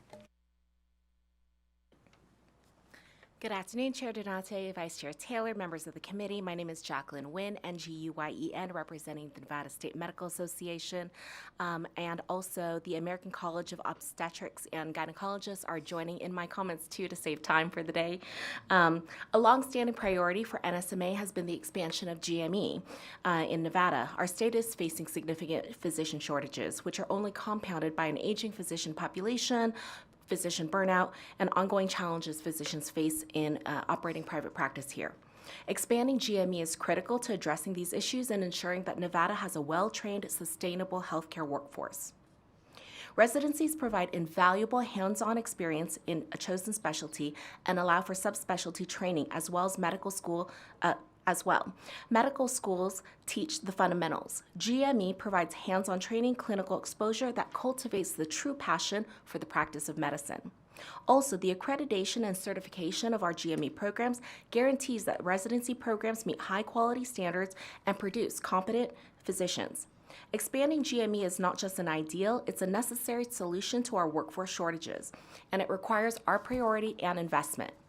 The foundation of exceptional medical care in our nation is built upon a system of competitive world-class institutions of higher learning, as represented today by our wonderful deans and incredible students, who are proudly, I'm so proud to say that they're our members.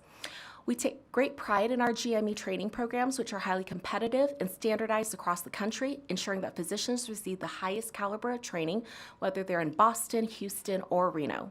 This caliber of training ensures that our physicians are prepared to deliver outstanding care wherever they practice.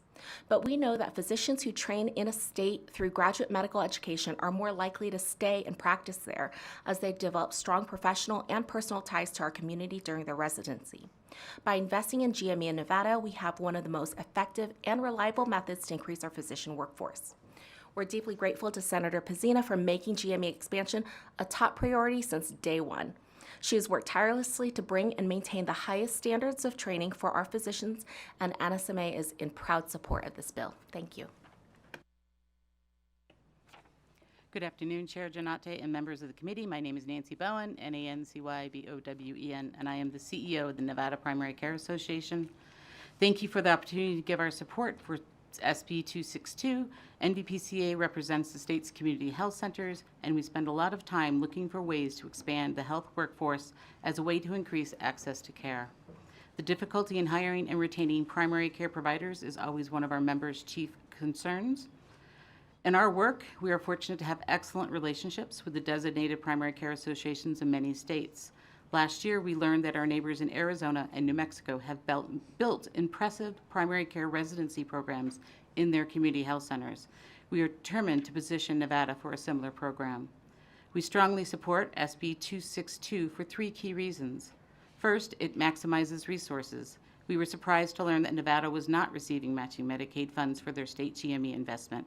This bill is the first step towards drawing in federal funding that would allow the program to more than double even if the state funding were kept level. Second, the eligibility language keeps open the possibility for our vision of Nevada as a place that is known for excellent primary care residency experience. And finally, we appreciate the bill retains the advisory council so that there is a forum to hear new ideas to address Nevada's unique healthcare needs. Thank you, and please pass SB 262. Thank you so much. Let's go down to Las Vegas, please. Hello and good afternoon, Chair Donate and members of the committee. My name is Damon Schilling, Schilling, and I am the Director of Government Relations for Intermountain Health here in Nevada. Intermountain Health stands strong in support of SB 262, which aims to enhance graduate medical education within our state. By investing in the training of new physicians, this legislation addresses the critical need for healthcare professionals in Nevada, ensuring that our communities have access to quality care now and in the future.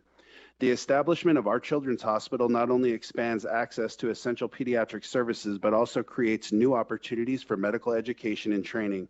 By serving as a hub for pediatric residency and fellowship programs, the hospital will attract and retain talented healthcare professionals in Nevada, directly supporting the objectives of SB 262. Beyond the hospital, Intermountain Health is deeply rooted in Nevada's communities through an extensive network of clinical and primary care offices. These facilities serve as the front line of care for thousands of Nevadans, offering critical services that support preventative health and early intervention. Our commitment extends to building pathways for medical education with these facilities, creating hands-on training opportunities that will help cultivate the next generation of healthcare providers. Together, SB 262 and Intermountain Health and our investment in pediatric care as well as adult make significant strides towards a healthier future for Nevada's children and families. We are committed to collaborating with legislators, educators, and healthcare providers to ensure that our state remains at the forefront of medical excellence. Thank you. Good afternoon, Chair Donate and committee members. My name is Natalie Osborne, Natalieosborn. I'm a 4th-year medical student at the Kirk School of Medicine at UNLV and a soon-to-be pediatrician. Next Friday, I, along with every medical school graduate in the country, will be finding out where I will be doing my residency training. I hope I'm fortunate enough to match at a Nevada institution. I grew up here. I'm a Coronado High School graduate, a UNLV alumnus, and soon to be Kirk School of Medicine at UNLV alumnus. My home is here, I want to start a family here, and I want to practice medicine alongside the amazing physicians who have mentored me throughout my journey. I want to be an advocate for Nevada's children and help address our physician shortage in the state.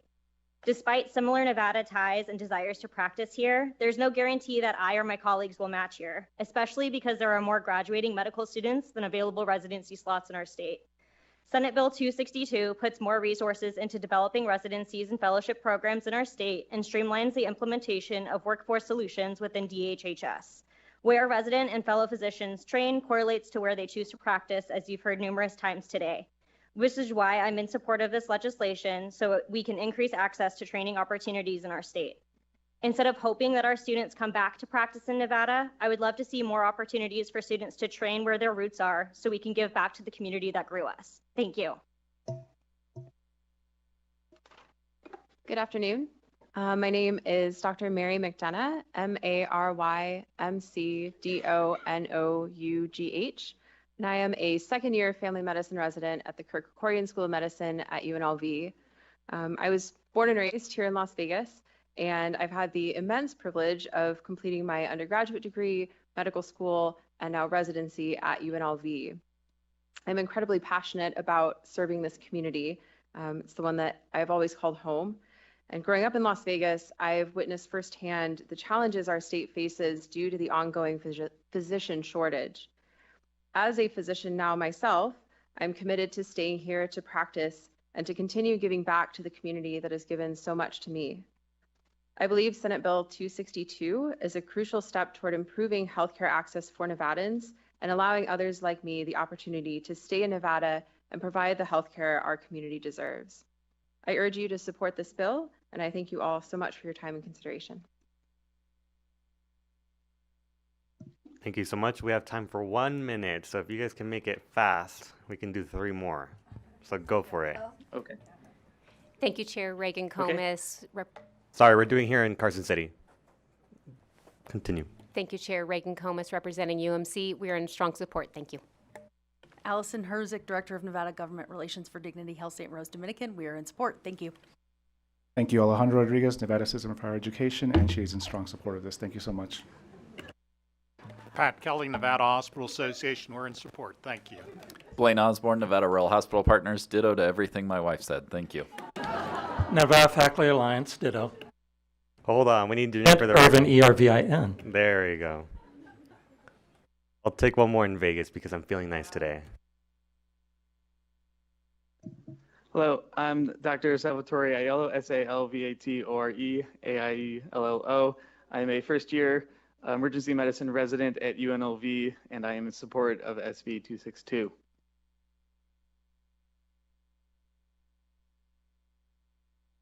Hello, my name is Emily Overlees, Overlies, and I'm a Toro, Nevada fourth-year medical student and strong support of SB 262.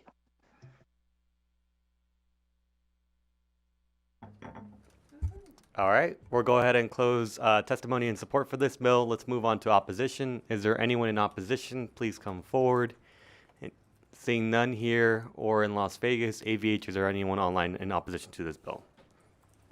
To testify in opposition on SB 262, please press *9 on your phone to take your place in the queue.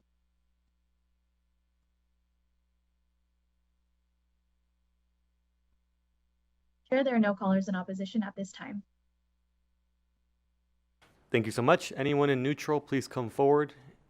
Seeing none here in Carson or in Las Vegas, AVH, is there anyone online?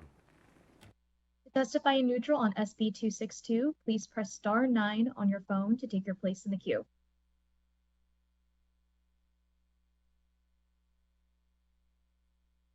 Chair, there are no callers in neutral. Thank you so much. Our presenter, if you have any closing remarks. Chair, Vice Chair, Committee, thank you so much for hearing this important bill. We've heard from deans from 3 of our amazing medical schools in the state. We've heard from hospitals. We've heard from associations. But I think one of the most important things we did today was hear from some of the students who want so badly to be able to stay here in the state, to do their graduate education, to be able to practice here in the state. From the north to the south to the rurals, thank you all so much for being here today. Thank you to all of the stakeholders for years of hard work on this particular bill, and thank you to everyone here on the committee who has been so incredibly engaged. Thank you. Thank you so much. I'm going to go ahead and close the hearing on Senate Bill 262. We thank our bill sponsor for coming. And now we will move on to Senate Bill 214. This bill revises provisions relating to excavations, and we'll welcome Senator Hansen to begin when you're ready. Get them to hear that bill. Thank you, Mr. Chairman, members of the committee. I don't think I've ever testified before in the Health and Human Services Committee, ever. Kind of a first. I'm Ira Hansen. I represent District 14, which is most of geographical Washoe County and all of Humboldt, Lander, Pershing, a large section of Esmeralda, used to be Esmeralda, you got that now, a big section of Eureka, and a huge chunk of western Elko County. I am here today to introduce this bill. I have learned so much in the last 24 hours about this whole issue. I've doubled your normal population in here today because every utility company on the planet is against this bill, to my surprise. But let me explain the background real quick. First of all, I am a plumbing contractor. Okay, I've been a plumber for 40, how many years? I figured it out, 40 since 1979, so long time. A contractor for 39 years.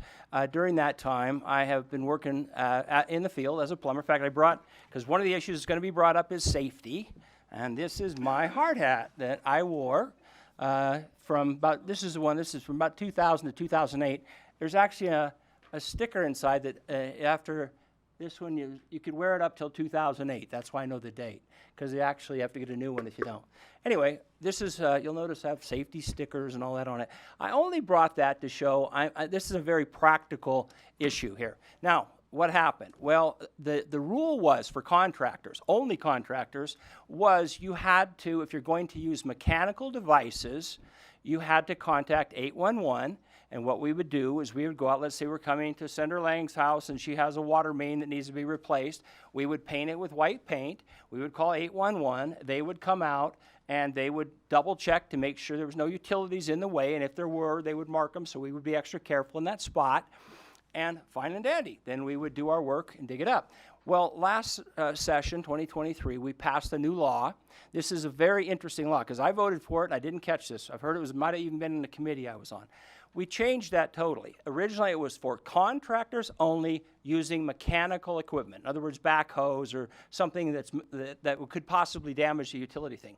We changed it last time, though, to where every single homeowner in Nevada, every person, if you use a shovel, if Fabian Donati goes out in his yard and he's going to plant a tree, he has to now, by law, mark the location, and he has to call 811, and he has to wait 48 hours to have it all laid out. Now, also, by the way, if you're going to drive a stake in the ground more than 12 inches, you have to do the same thing. You have to mark it and do all these steps, so then the 811 people can come out and double check to make sure there isn't some public utility there. Now, that shifts the burden to every single person in the state of Nevada, not contractors only. Not contractors only using mechanical equipment. Everybody that takes a shovel and digs a hole or takes a hammer and pounds a stake in the ground is now liable if they don't follow this procedure. And by the way, nobody knows about the procedure. I didn't even know till I just met with the PUC. I thought it was still only if you're using mechanical stuff. And I read the bill, I go, for hell's sake, every person in Nevada that digs a hole in their yard, for any reason, up to 12 inches, is now liable if they haven't marked it, called 811, and got it properly laid out where the utilities might be. Now, here's the reality. Senator Taylor calls Ira Hansen's plumbing company to come out to her house. She's got a puddle in the yard. And she says, this puddle's not going away. What's going on here? Well, now, what would happen? Ira Hansen, in his younger days, would come out to her house, and he would take a shovel, and he'd go out and start digging where that hole is. Sure enough, she had a broken valve or something in the ground, and then I would repair it and give her a bill and leave. That would be it. Now what happens? I come out to Angie Taylor's house, and now I have to diagnose the problem, paint it with white paint, go now and wait 48 hours, and then after the utility company has come out to your home and double-checked everything, I will now come back to actually do the work that I could have done already. Now, who pays for that? Now, Angie gets to pay Ira Hansen twice for what could have been done once. And I don't know if you've hired a plumber lately. We're not cheap, okay? Plumbers are fairly expensive. If you want a good plumber, you pay them well, especially in this day and age. So we just doubled your bill, probably pretty close, by forcing every consumer in Nevada to pay, not just plumbers, landscapers, anybody that's going to do any work in your yard, that much more every single time. Now we're talking legally. Now here, just like where there's real politics in the world, there's also real economics in the world. Nobody knows about this bill, and right now if Angie Taylor called my company and we sent a plumber out there and they find a puddle of water, they're going to do the work that I described to begin with. Number one, until today, literally, I didn't know that was the new law. And secondly, the guy that gives the lowest price to Angie Taylor is going to be the one that gets the job. If I come in and say, hey, Angie, I'm sorry, I got to come back in a couple of days to do the work, and you go, okay, can you give me an estimate on the cost of this? And well, that adds about $300, and and then you call some other company and they go, we'll do it right now, and save you that $300. So there's an economic reality to this as well. So the other question that comes up, and it is the law now, do I have the right to force you on your private property to not dig a hole in your yard without a penalty? And the issue came up, do you have easements on your property now? Obviously, I'm guessing there's over 1 million homes in Nevada that have natural or propane gas to them. Okay, that's a guess. I talked to PUC there. Anyway, it's roughly around there.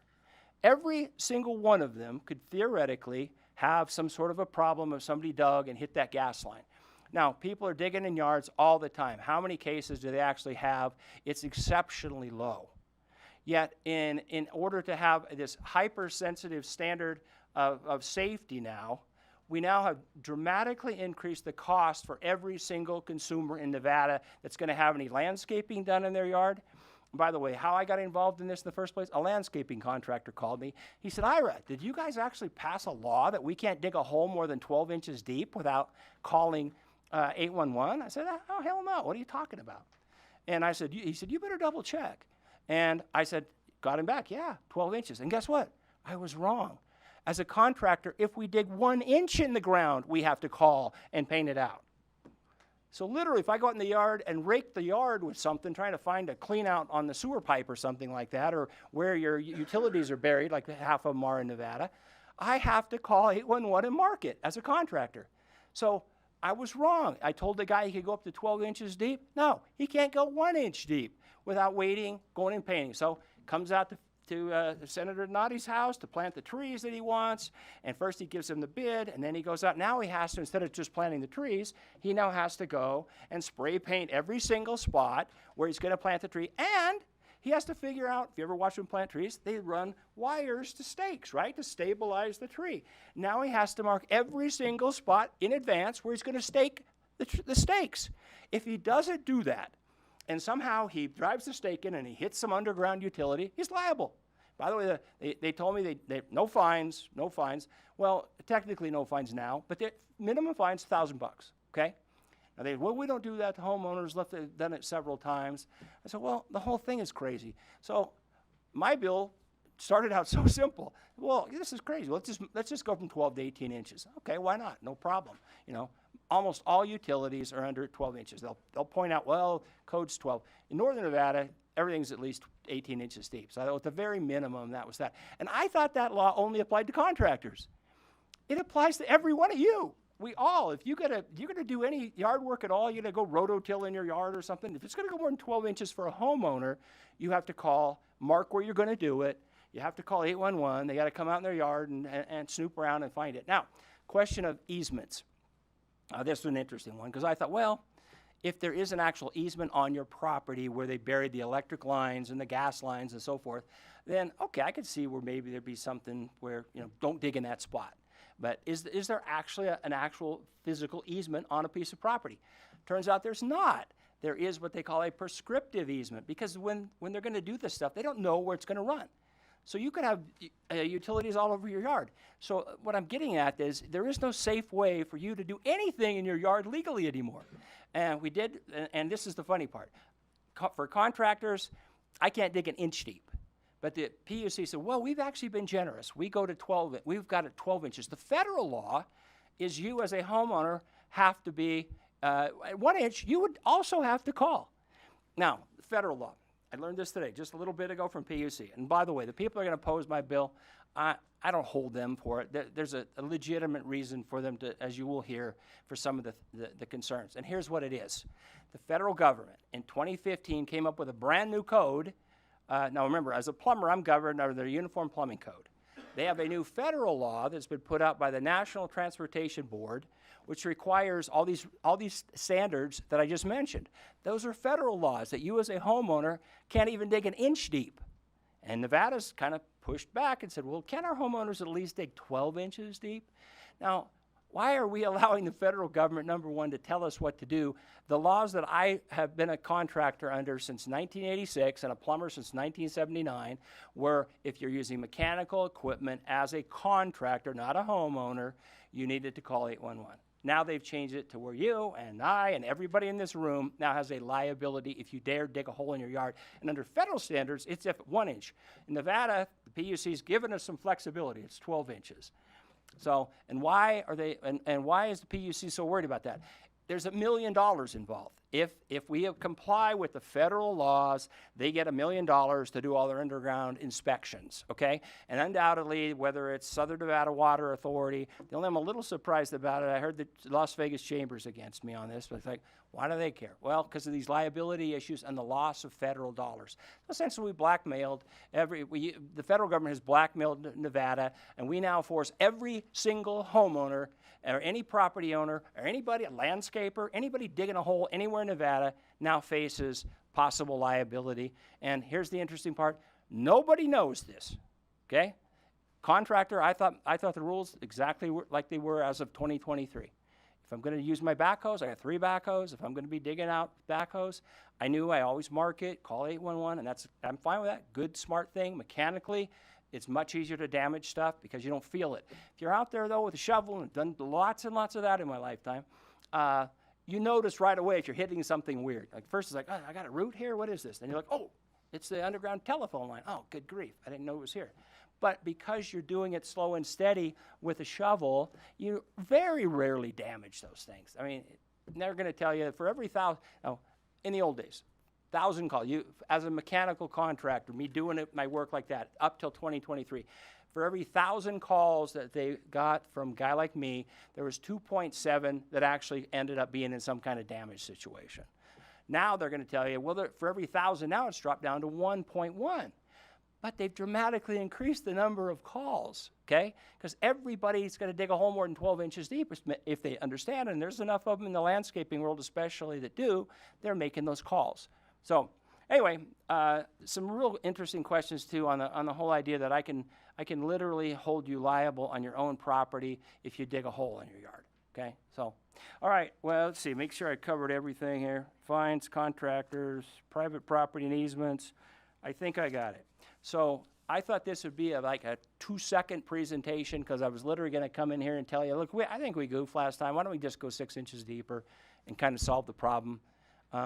Boy, have I got an education in the last day or so. And I'm telling you right now, this is a consumer protection bill because if everybody literally follows this, your costs for every single thing in your yard just went through the roof. Electrical guys, if they're going to drive a ground rod in your yard now, they are liable if they don't mark it in advance. If the landscaper guys come out to plant trees, they're liable for that. If the plumber shows up, he's liable. And you as a homeowner, if you just want to do something totally by your own self, dig a hole and you're going to put whatever in a little kid's pool or something like that, you're now liable for any potential damage. Up until 2023, no homeowner, no private anybody had any liability whatsoever, only contractors like myself. Now, contractors and you, literally you, senators, you are now liable for any kind of work like that done in your home. So with that, I stand for any questions. Thank you, Mr. Chair. Thank you so much, Senator Hansen. Any questions from committee members? Senator Stone.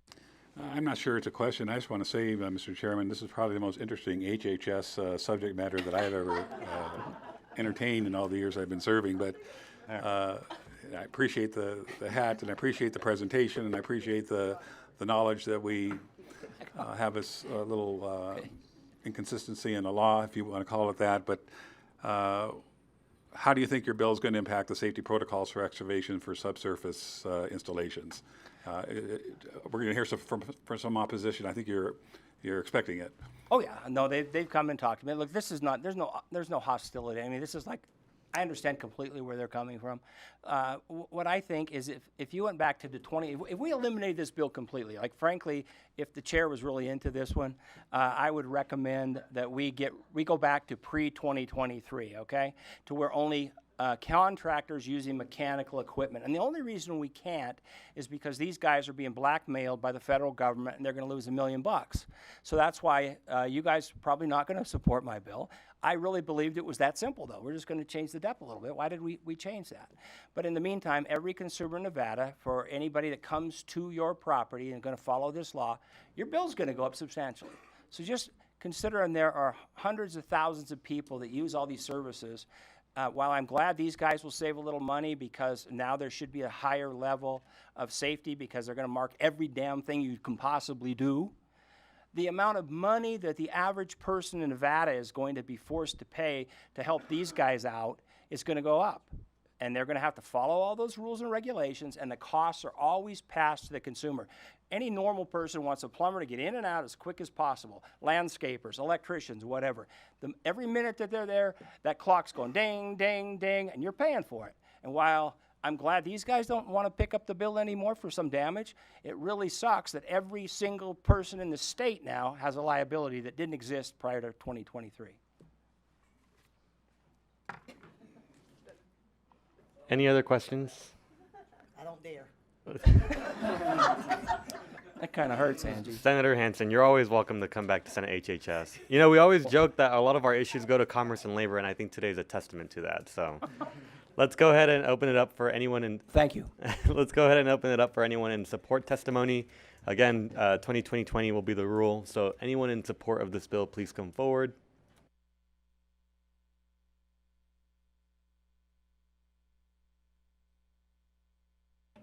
My name is Aisha Goins, Aesha Goins, and I'm just testifying as a constituent. I didn't even have this bill on my radar, but I too would like to dig 6 more inches if I needed to. If my father wants to plant a tree, I don't want the drama of him to want to plant a tree. That just is common sense, and so I urge you all to support the constituents and the consumers that did not know that they could not drive a stake in their yard for marking dog space or building a fence soon. So I support this bill. Thank you. Thank you so much. Anyone else here in Carson City? Anyone in Las Vegas? AVH, is there anyone online? If you'd like to testify in support of SB 214, please press *9 to take your place in the queue.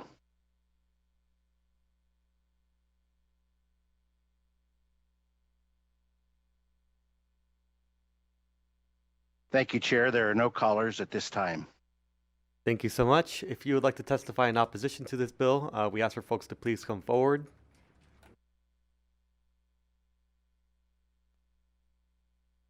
Let's start here with Carson City first, and then we'll go to Las Vegas. Good evening, Chair and members of the committee. My name is Dylan Keith, D-Y-L-A-N-K-E-I-T-H. I am the Senior Manager of Government Affairs at Southwest Gas. After speaking with Senator Hansen about this bill, we do understand why he is bringing the legislation forward. However, we are in strong opposition to this language. Nevada's implementation of 811, Call Before You Dig, is reducing damages, saving ratepayer dollars, and increasing public safety. The Public Utilities Commission just recently passed the updated hand digging legislation, Senate Bill 27, in the last legislative session by a unanimous vote across both houses. Our lines are buried at least from 18 to 24 inches when it starts. As the ground continues to settle and erosion occurs over decades, we cannot guarantee our lines are deeper than 18 inches. Safety is the most important aspect of Southwest Gas for our customers, our staff, and the communities we serve. And safety is our company culture above all else. In 2023, Southwest Gas was second in the nation for damages per 10,000 services. 811 works to protect Nevadans. That's my written testimony. Since we are in HHS, Southwest Gas really wants to prevent the rapid disassembly of human anatomy. This is very serious. It is flammable. We love our product, but safety is our #1 priority for a reason. Chair and committee, thank you so much for your time. We ask for your opposition to Senate Bill 214 and to always call before you dig. Thank you. Jesse Wadhams on behalf of the Vegas Chamber. I got nothing. I'll stick with the written comments. As drafted, we do have significant safety concerns for many of the items that Mr. Keith just mentioned. The subsurface lines being buried between 18 and 24 inches below the surface line and ground settling creates damages and risk to utilities and people, clearly. So Vegas Chamber stands in opposition. Thank you. Thank you, Chair and members of the committee. Kanani Espinoza with the Rowe Law Group on behalf of AT&T. Thank you for the opportunity to testify in opposition to Senate Bill 214. First, we'd like to thank the bill sponsor. He was great this week, meeting with him and addressing our concerns as it relates to Senate Bill 214. As we explained to the bill proponent, telecommunication infrastructure is typically buried at a depth of 18 inches, causing a proposed change to 12 inches to be a concern. The proposed changes in Senate Bill 214 would significantly increase the likelihood of fiber cuts, resulting in more internet and wireless outages across the state. We hope to be able to continue to work with the bill sponsor, and thank you. Thank you, Chair Jonyate, committee members, Misty Grimmer representing Cox Communications.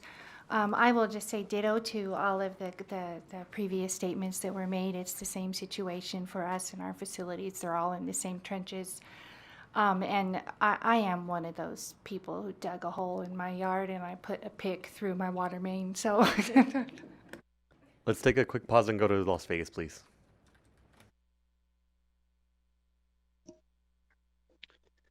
Good afternoon. I'm Kurt Burnham for the record. Mr. Chair and committee members, I come before you on behalf of the Las Vegas chapter of the National Utility Contractors Association, also known as NUCA, where I serve as a volunteer board member.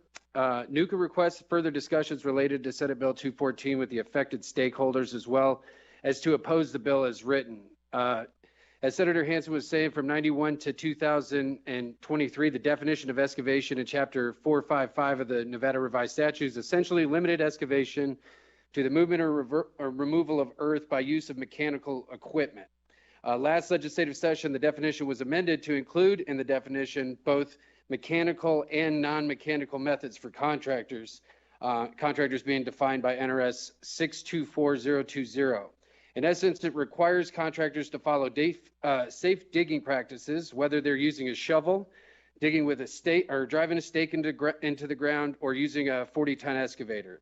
The impetus behind this was that a lot of utility damages and resulting injuries were caused by non-mechanical excavation methods. For example, a concrete contractor driving a stake into the ground to set form boards, or a landscaper, and this happens all the time, and I bet you Southwest Gas would attest to this, a landscaper driving a pickaxe through a gas line while digging a shallow trench for irrigation lines. It further states that the definition of excavation does not include a person who does not fall under the definition of a contractor, a person that removes earth less than 12 inches from the surface. This essentially provides an exception to an individual looking to plant some vegetables in the backyard. The definition of excavation is a triggering mechanism to assure that anyone digging below the surface follows safe excavation practices. One of the most important requirements is the duty to notify utility operators of one's intent to excavate and to allow the utility operators 2 business days to mark the area one intends to excavate with paint to identify these subsurface installations that have the potential to cause severe harm and damage by the excavation. This is facilitated by 811, call before you dig, and I'd like to point out that the service is complimentary. It's a phone call. It doesn't take that long. Marking out white paint is the cost of a can of white paint. Nevada, it's also very important to mention, as some others have, that Nevada leads the nation in utility damage prevention. Sir, if you can please complete your remarks. I got 4 sentences. Is that okay? Go ahead.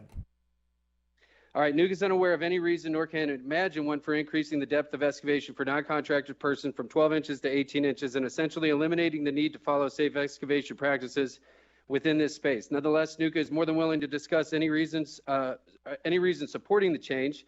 The reality is that safe excavation saves lives. Moreover, the impetus behind the change in 2023 was that a large number of utility damages were caused by the use of digging methods that were non-mechanicals, such as the examples previously mentioned. Granting an increased exception to people that are not skilled tradesmen will unnecessarily lead to avoidable injuries, property damage, and death. And again, NUCA and its members are available as a resource and more than willing to provide our expertise and to engage in discussions related to this bill. However, NUCA opposes SB 214 as written. Thank you so much. AVH, is there anyone online that would like to testify in opposition? If you would like to testify in opposition to SB 214, please press star 9 to take your place in the queue.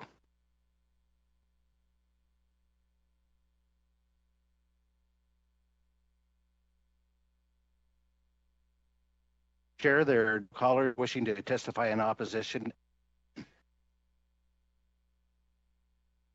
Thank you. Let's go to Carson City. Please begin.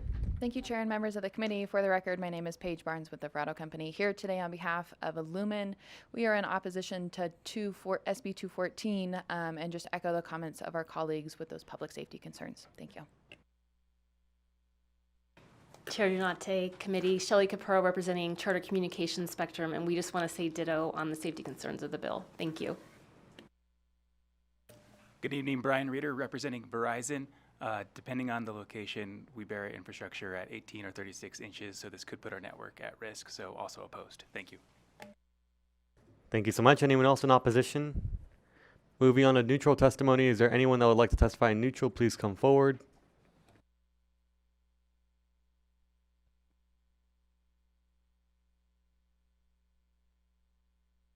Please begin. For the record, Garrett Weir, that's Garrettweir. I'm the General Counsel for the Public Utilities Commission of Nevada. We are in the neutral position today to provide some background on this proposal, which essentially undoes one of the provisions that was included in SB 27 from last session, which was sponsored by the Commission and ultimately adopted by the Legislature. With me is Paul McGuire, the manager of our engineering division, and he will provide a little bit more detail regarding that 12-inch versus 18-inch depth issue. Yeah, Paul McGuire for the record. Although our utilities do go above and beyond, a lot of them, NV Energy, Southwest Gas, do bury at 18 inches. The federal code minimum is 12 inches. And a lot of times we see erosion, grade changes, people build retaining walls. They want to pour RV pads, and they cut the grade, and that's why the lines can be shallow. The whole 12-inch thing came for, look, common sense. We don't want a realtor. You want to sell your house. We don't want the realtor to have to wait 2 days to put the for sale sign on. They're not a contractor. They're going to hammer in the stake. You want to put a lawn sign on your go for it. They don't go 12 inches. But the whole thing on the 12 inches was gas lines can be buried there. Other facilities can be buried there. A lot of the fiber being installed to homes are micro-trenched. They're only in there 3 or 4 inches. So there is a lot of facilities that are in that area, and that's where the 12 inches came. It allowed for some flexibility for homeowners. Boy Scout troop wants to put a tent in the backyard. Go ahead. The stakes are 4, 6 inches deep. Go for it. We're not saying you have to call in, but that's where the 12 inches came from. Thank you so much. Any questions? Any other testimony in neutral? Seeing none here or in Las Vegas, AVH, is there anyone online? If you'd like to testify in neutral for SB 214, please press star 9 to take your place in the queue.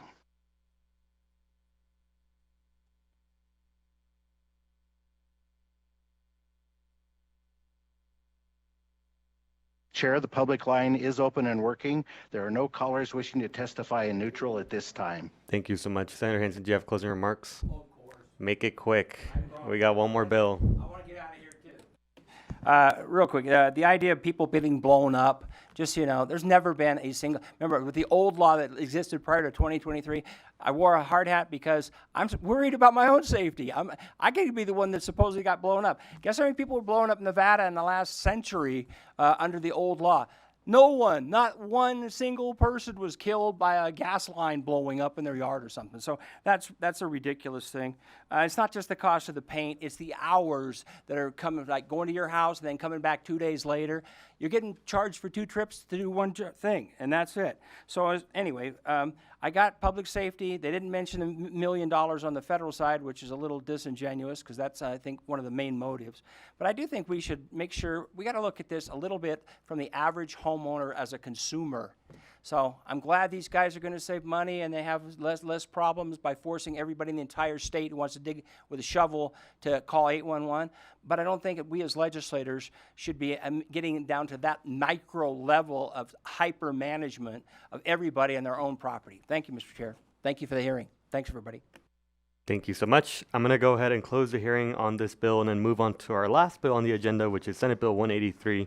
So I'm going to go ahead and open the hearing on this bill, which revises provisions relating to caseworkers of agencies which provide child welfare services. And we will welcome Senator Chapels. Please begin when you're ready. Thank you so much, Chair Donyate and members of the committee. My name is Melanie Scheibel. I'm the state senator for District 9. I know it has been a long afternoon for all of you. I am joined by two everyday superheroes down in Las Vegas. They are foster parents in Clark County. They have also been here with us since 3:30 this afternoon. So I know that you all will give them your full attention and that you will listen to what they have to say, because I think it is incredibly important. And I think they had to rearrange some childcare in order to stay in that committee room today to give you this testimony, because that's how much they believe in the policy behind SB 183. And I won't take too much longer before I turn it over to them, but the purpose of SB 183 is to ensure that caseworkers who are generally employed by a county or by the state to oversee foster kids or oversee their cases are not burnt out and overwhelmed from the start. Is to ensure that they have a small enough caseload that they can actually give each child the attention that he or she needs and be able to communicate with the foster parents in a meaningful way. I did submit an amendment, and I think the amendment will be further amended, so stay tuned for that. But I did want to point out in the amendment that we are the goal of the language in subsections A through E is to have this kind of gradual process where caseworkers take on more responsibility or take on more cases as they become more experienced. The goal of the bill overall is to cap the number of cases that a particular caseworker can handle. I think that we have been talking, I know, because I was there, we have been talking to the counties about this. We've been talking to the agencies who provide permanency services, and we're open to developing this language more so that we can come to a place of agreement on it. So I know that we'll be speaking to this version of the bill today, but I want you to really think about the overall policy proposal here and the goal. I also wanted to mention, while we're speaking of amendments to amendments, that this is only intended to cover those caseworkers who are in charge of foster kids cases. We're not talking about anybody else. I understand that the term caseworker may also apply in other areas of the law, including other areas within the Department of Family Services, but this is not supposed to include them. This is supposed to include the caseworkers who are assigned to the cases of foster kids. And then the last thing that I'll mention about the amendment is that it still currently indicates an implementation date of January 1st of next year. I think that would be awfully ambitious to reassign and reduce those cases by January of next year, and so we'll be looking at extending that. And we also don't want to disrupt kids who are already placed with a caseworker who maybe has more than 30 kids on their caseload. And so we want to give the agencies the flexibility to meet that 30 cap goal in the future and going forward, but we don't want that to come at the expense of kids and saying, you're assigned to this caseworker today, but not tomorrow, even though they may get along with their caseworker, they may like their caseworker, or they may have siblings who are assigned to the same caseworker. So the bill in subsection E also is intended to maintain that value of keeping siblings together and ensure that caseworkers who already have someone on their caseload can also take on that person's sibling if they also come into care, which sadly happens. I think one caseworker told me more often than not, once they have a kid in care, another sibling also comes into care. So with those technicalities out of the way, I am going to end my remarks, hand it over to the true experts who are down in Las Vegas and they will explain to you the importance of this policy and really the strength of the bill. Thank you.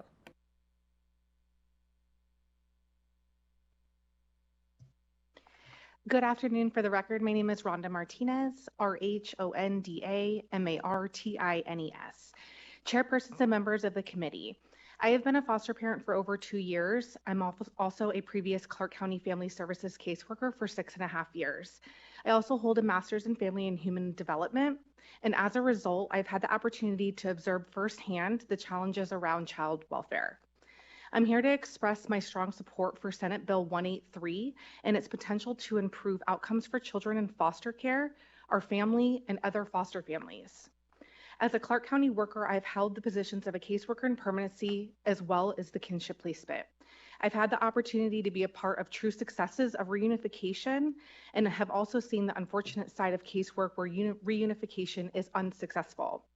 Personally, I have been a foster parent of 2 amazing boys who have gone through challenging child welfare cases that involved reunification attempts, special needs referrals, and criminal justice involvement. I have firsthand witnessed overloaded caseworkers and the negative impact that it presents to both the child, biological parents, and foster parents involved. When caseworkers are stretched too thin, human error is increased, which in turn leads to failures in the true safety of children in care. If caseworkers are unable to receive extra support for their cases, caregivers like myself and biological parents struggle to receive the true needed full support that is required for successful outcomes. Routine child foster family contacts are rushed and communication can be minimal. Furthermore, high caseloads limit the time caseworkers actually have to connect with the children, foster parents, and biological families. After leaving Clark County Family Services in 2024, I knew that I wanted to continue to improve on the challenges that I saw where caseworkers were overloaded, too many failed reunification attempts, and too much caseworker turnover. The great thing about my experience as a caseworker was seeing the people I have worked around me have the same passion, love, and care for vulnerable children in care. By no means was my time as a caseworker a majority of bad experiences. It involved many successes with Clark County Family Services. And with that being said, I stand before you today with the most impactful cases in my head and know that there is always something we could have done better for that child as a whole. Last year, I reached out to many foster parents in the community to ask their experiences and how they think we could improve on child welfare safety. I was shocked at the amount of feedback I received, but it also validated my own concerns and experiences. After several meetings and sessions, I knew we could make a difference. So I took it upon myself to reach out to Senator Melanie Schiebel for the insight in making a change. I was honored that she listened to the community voice and dedicated herself to help with this topic. And for this topic, I and so many other foster parents were truly passionate about. Rowan, our Roro. Rowan is a 2.5-year-old boy who's the coolest kid in his class. He wears Vans shoes and loves having his hood up on his hoodie. He will not be shy about singing his ABCs, watching Paddington Bear, or expressing his love for mac cheese. Yes, he is excited, so there's no time for the and, just mac cheese. Rowan will show you nice hands, hug you so tight, and melt your heart with his please and thank yous. Rowan was one of my foster boys. Rowan was physically abused after only 5 weeks of an in-home safety plan with his biological parents. Excuse me. During his time, he sustained bruising over the majority of his body to include down his spine, both sides of his head, and his cheeks from someone squeezing his mouth so tightly. These injuries were documented as multiple stages of bruising, with some up to 10 days old. These injuries were done by the people that will face the criminal justice system, but Rowan deserved better from us sitting here and standing here today in front of you. And I can't help but think that Rowan's case could have gone differently. I stand here and think that even if we do everything right, we could have done something better to stop him from having to go through that. It's a guarantee that a decreased caseload and an increased casework experience and training will help in the goal to eliminate Rowan's situation from happening to a child in care again. Rowan is home safe with his family today, that's us, but there are many who are not. And human error is decreased and detailed work product is increased by stress reduction. Human error is reduced by training and experience in child welfare. And if you reduced a little human error and added experience and training, I don't think Rowan would have had to gone through what he did. So again, I stand here in front of you as a foster parent, a previous caseworker, and a loving mother in our battle-born state of Nevada. With our children's safety, permanency, and well-being at the forefront of all of our hearts, I urge you to support Senate Bill 183 and follow national best practice recommendations. This is so our most vulnerable children receive the time and attention they deserve to ensure their safety. Thank you for your time and consideration. Good afternoon. My name is Heather Richardson, HeatherRichardson, Chairperson and members of the committee. Thank you for the opportunity to speak today on a matter of critical importance, the urgent need to reduce child welfare caseloads in Nevada's foster care system. The safety, permanency, and well-being of our most vulnerable children depend on it. I have dedicated 20 years to working in foster care in Nevada. In 2021, I left Clark County Family Services in foster care after 16 years as a dedicated caseworker and supervisor, including 5 years doing child fatalities and legislation. I left CCFS due to the crushing caseload demand in Nevada and its impact on children and families. Unfortunately, my story is not unique.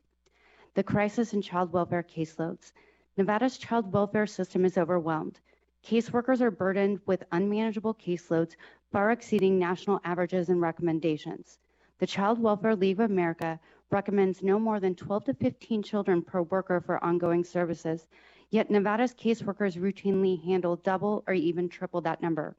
This is not just a problem of capacity, it is a crisis of safety. This bill recommends a cap of 30 children per caseworker, bringing Nevada in line with national averages. Research shows that high caseloads correlate directly with negative outcomes for children, including increased placement instability, longer stays in foster care, and a higher likelihood of recidivism. When caseworkers are stretched too thin, children suffer. They do not receive timely and adequate visits, necessary services for children, and parents are delayed, and critical warning signs of abuse or neglect can be missed. In states that have reduced caseloads, child safety improves. For example, in Illinois, after implementing caseload reform, the state saw a 28% decrease in child fatalities and maltreatment recurrence.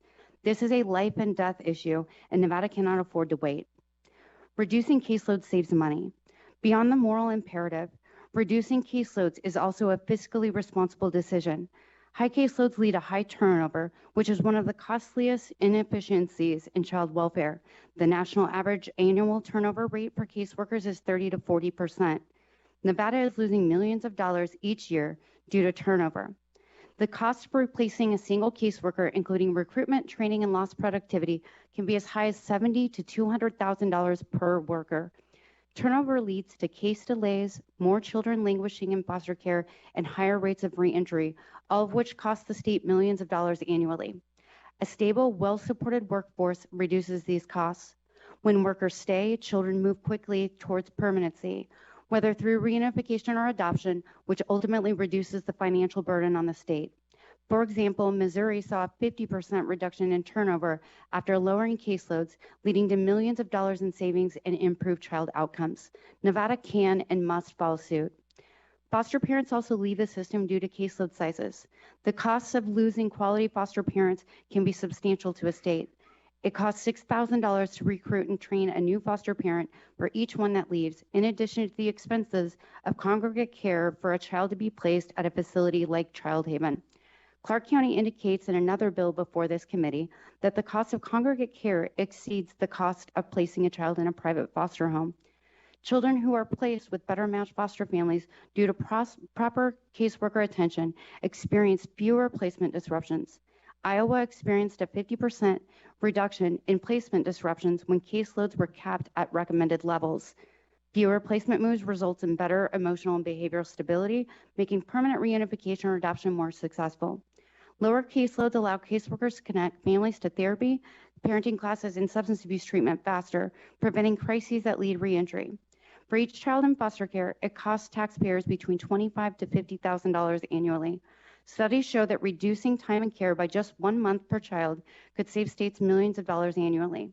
Further, just a 1% decrease in recidivism has been shown to save millions.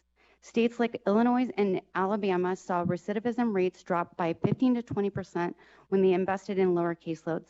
Missouri reduced caseloads and saw a 40% drop over 5 years. New Jersey reported a significant decrease in foster care reentries within 12 months of reunification when they reduced the number of children assigned to a caseworker. This is common sense legislation for a stronger Nevada. This is not just about compliance, it's about protecting children and making smart financial choices. Reducing caseloads will ensure child safety by allowing caseworkers to provide the attention each child deserves, lower caseworker turnover, reducing costly recruitment, hiring, and training cycles, improve permanency outcomes, decreasing the time children spend in costly foster placements, improve retention of seasoned foster parents, save taxpayer dollars by preventing crises, reducing legal costs, and increasing system efficiency, improves access to service for families, lower recidivism of children being re-traumatized by subsequent removal. I urge this legislature to invest in the future of Nevada's children. Reducing caseloads allows caseworkers to move children toward permanency faster, saving the state millions in unnecessary costs while improving child outcomes. We cannot continue to ask caseworkers to do the impossible while expecting better outcomes. Reducing caseloads is not just common sense. It is life-saving legislation that will ensure the safety and success of our children. Thank you for your time and consideration, and I'm happy to answer any questions. Thank you so much. Let's take a question from Senator Titus. Thank you, Mr. Chair. Thank you, Senator Scheibel. I appreciate you being here today, bringing this bill forward, and those that presented in Southern Nevada. I do have a couple questions, if I might, Mr. Chair. First, I'm curious if you've done a study on all the counties and what the current caseload is per county, and especially looking at rural areas.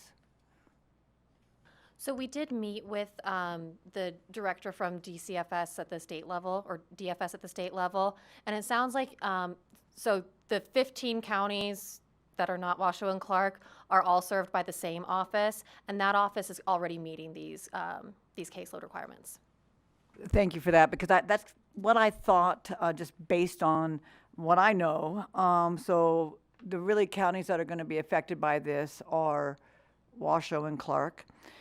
So I think it was mentioned briefly in the testimony in Las Vegas that the current national recommendation is 12 cases, 15, say, yeah, okay. That's the current national recommendation, and you're looking at 30. Do we know if that, and fortunately you've given them enough time to find these people, but I worry that throughout our state there's a shortage in everything. Shortage, especially in occupational licenses and mental health providers, et cetera. How long does it take to train somebody if we're going to pass this bill, and I think it's well intended, how long does it take to train somebody? Do they need a special certification to be in the child welfare services, and what does that look like? Senator Scheibel, for Senator the record. Scheibel, if I may. Sorry. I can give a general answer, but I think that my partners down south, having been caseworkers, could tell you a little bit more. But generally, you do have to have some kind of degree in child development or social work or something like that. And every caseworker goes through a training academy with their agency. And I know that Clark County is also here, and they would probably confirm that the academy is about 4 months that a caseworker goes through to become a part of the team and get assigned cases. Final question, if I might, Mr. Chair. Sorry. Not really sorry. I just need that. All right. So I appreciate your amendment, and we're truly, as somebody becomes more versed in this and more skilled at it, that they perhaps could look at supervising more children. And certainly understand family cases would be pretty much just, maybe they could have more if they have family members.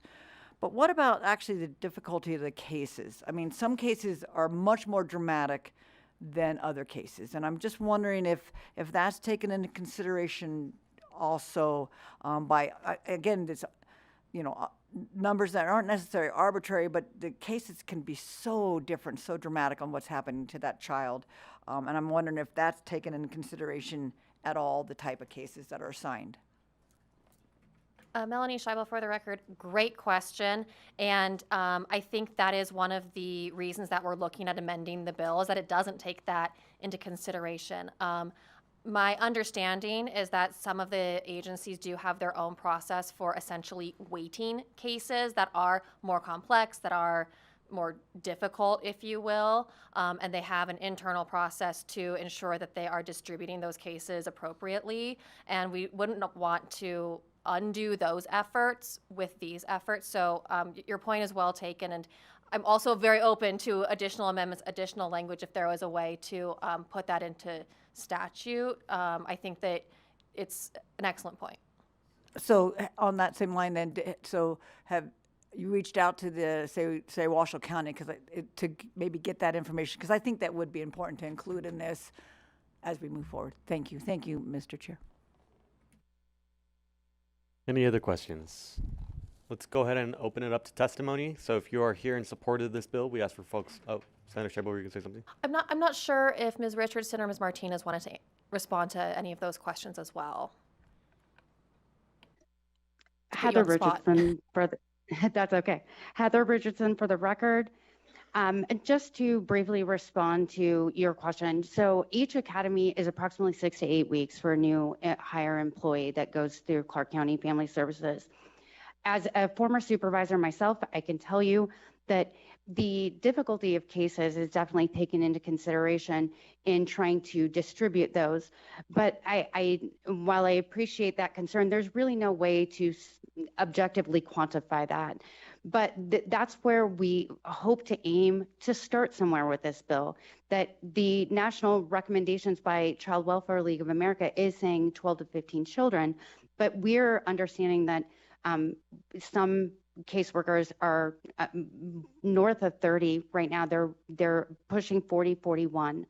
And so I think that there is a way, and that necessarily we don't need to legislate to difficulty of cases, but if we could at least control for the number of children being assigned to caseworkers, that's a great start for Nevada. All right, let's go ahead and bring up for support testimony. So if you're in support of this bill, we ask for folks to please come forward. Again, the 2020 rule applies. So we'll begin here in Carson City. And I know we got a few folks in Vegas, so let's start here. Hello, Chair Doñate and members of the committee. My name is Carissa Pierce, and I am here representing Children's Advocacy Alliance. We really see SB 183 as a supportive bill for both families and caseworkers. Particularly for caseworkers, this bill is addressing concerns for burnout, and we know that burnout is about more than just numbers. Caseworkers are witnessing significant trauma. They experience, and without proper support, they're experiencing secondary traumatic stress, impacting both their well-being and their effectiveness in supporting children. SB 183 is an opportunity to begin preventing and alleviating that burnout, and we also hope that this policy would prompt exploring of other mechanisms to uplift caseworkers, including mental health supports, reflective supervision, and trauma-informed workplace policies. By investing in caseworker well-being, we ensure stronger, more stable relationships for children navigating the foster care system, and we increase the likelihood of permanent housing, support for permanent placement for children, and support children by ensuring caseworkers can spend adequate time with the family, making sure that those children are receiving the resources that they need to thrive and to continue growing and developing.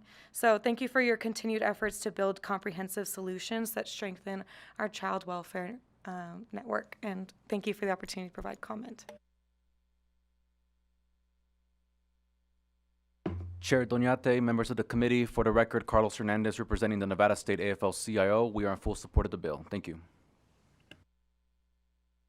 Thank you, Chair and Committee. Ross Kinson with the Northern Nevada Central Labor Council.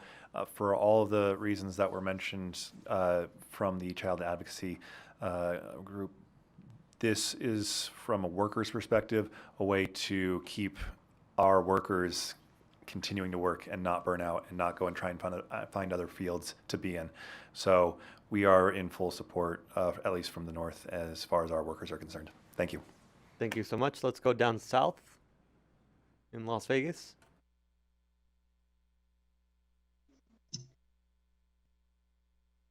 Did I do that right? Hello, my name is Robin Franklin, and I am a supervisor with the Child Protective Services with Clark County, and I have been a child welfare warrior champion for almost 20 years. I am asking you, I'm speaking in support of SB 183 because I've seen the I've seen the struggle that workers go through every day when they can't do all the tasks that's asked of them. I've seen how it's impacted the children and how they are not able to get to permanency quickly because of the structure of not having the ability to do all the tasks. I know that you've heard that it's 15, 15 children per caseload. That is a manageable thing. 30 is manageable. But when we have unmanageable caseloads, we see people burn out. I've seen caseworkers leave with no job. They've left, they just walk off the job, and it has happened. So we want to make sure that our children are in a safe environment, that we can provide them with the activities for permanency. We want to make sure that we support them. So I'm asking for you to support this. Thank you.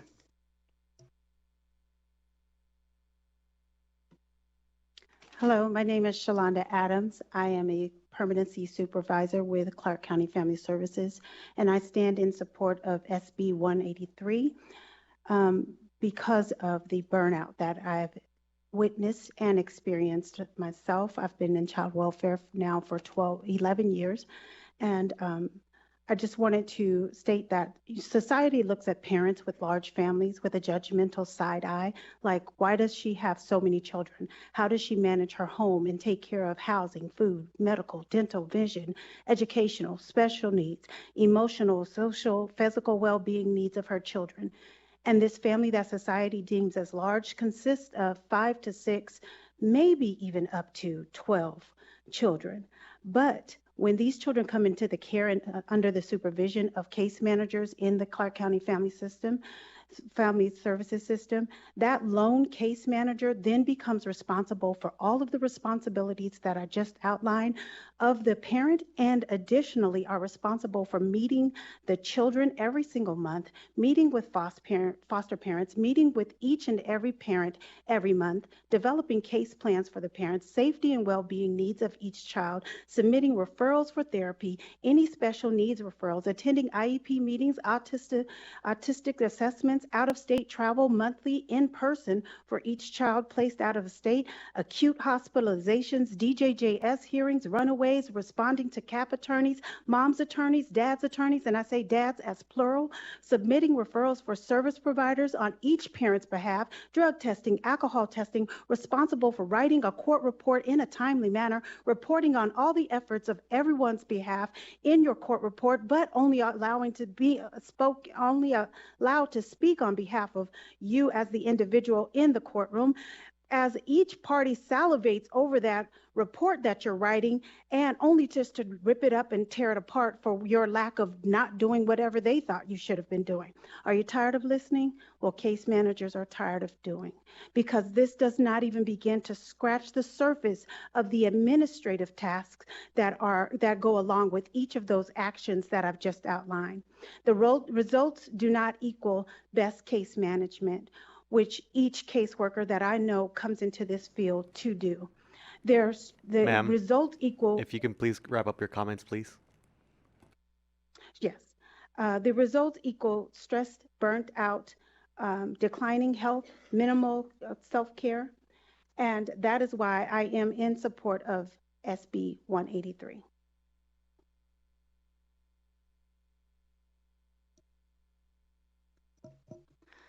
Good evening. My name is Casey Stimson. Last name is Stimpson. I'm a 19-year member of SEIU 1107. I'm a supervisor in specialized permanency with Clark County Family Services, and I'm here today in support of SB 183. In specialized permanency, we serve the children and families impacted by sexual abuse, child fatalities, near fatalities, at-risk use, and physical abuse to children 4 and under. Children on these caseloads have extensive medical, emotional, and behavioral needs. Over the last 3 years, we've seen a drastic reduction in staff and an increase in caseloads. In 2022, specialized workers averaged 15 new kids assigned to their caseload. In 2024, that average increased to 30 new kids. This alone has resulted in multiple specialized workers managing caseloads well over 30 kids. This bill will help ensure we are workers better able to serve the children in our communities. Workers need to have quality interactions with children, caregivers, and service providers to ensure the safety and well-being of these children. Each case deserves thorough evaluation, engagement, and service provisions. Caseloads over 30 children do not allow for this. Caseloads over 30 are stuck in crisis management. Caseloads over 30 delay reunification and permanency outcomes.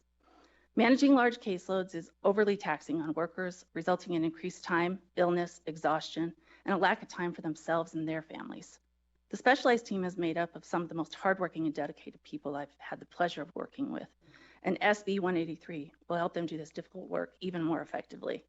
Children and families deserve the best from their caseworkers. Again, my name is Casey Stimson, and I'm in support of SB 183. Thank you so much. I'll take one here in Carson City, and then we'll go back to Las Vegas. Please begin.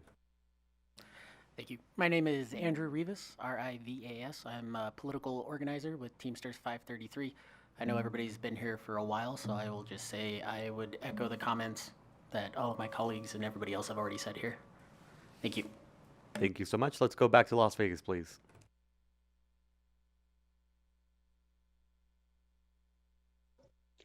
Buenas tardes, señor presidente y miembros del comité. Mi nombre es Alexis Esparza y soy miembro de SEIU 1107 y estoy aquí hoy para expresar mi firme apoyo a SB 183. En este momento, los trabajadores sociales encargados de los niños en acogimiento están abrumados con una cantidad excesiva de casos. Esto no es solo un problema de personal, es una crisis.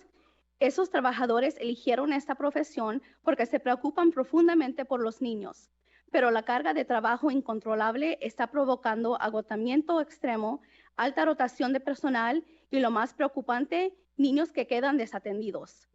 Cuando los trabajadores sociales tienen demasiados casos, no pueden brindar a cada niño el tiempo y la atención que merecen. No pueden realizar visitas domiciliarias a fondo, asegurarse de que los niños estén en entornos seguros y de apoyo o abogar por los recursos que necesitan para salir adelante. Esto no solo afecta a cada niño individualmente, sino que también debilita todo el sistema de crianza temporal y a nuestra comunidad. Al aprobar SB 183, garantizamos que los trabajadores sociales tengan una carga de trabajo manejable, permitiéndoles hacer su trabajo de manera efectiva, reducir el agotamiento y, lo más importante, brindar a los niños en acogimiento el apoyo y la estabilidad que tanto necesitan. Les insto que apoyen a nuestros trabajadores sociales y que apoyen a nuestros niños en el sistema de crianza temporal y que voten a favor de SB 183. Gracias. Good afternoon, Mr. Chair and members of this committee. My name is Sarah Evans, S-A-R-A-E-V-A-N-S. I'm a 16-year SEIU member who works at Clark County Family Services. I am here today to testify in support of SB 183. In January 2023, the agency had new training academy had 27 people. 13 people have left from that academy. 9 of those were voluntary. That's a 51% survival rate. I was a supervisor of permanency at that time. I lost Ebony, Stacy, Zarko, Dustin, Ty, Carrie, Holly, and Brittany, all within a 2.5-year span. Mind you, I only had 6 people in my unit assigned to me at any given time.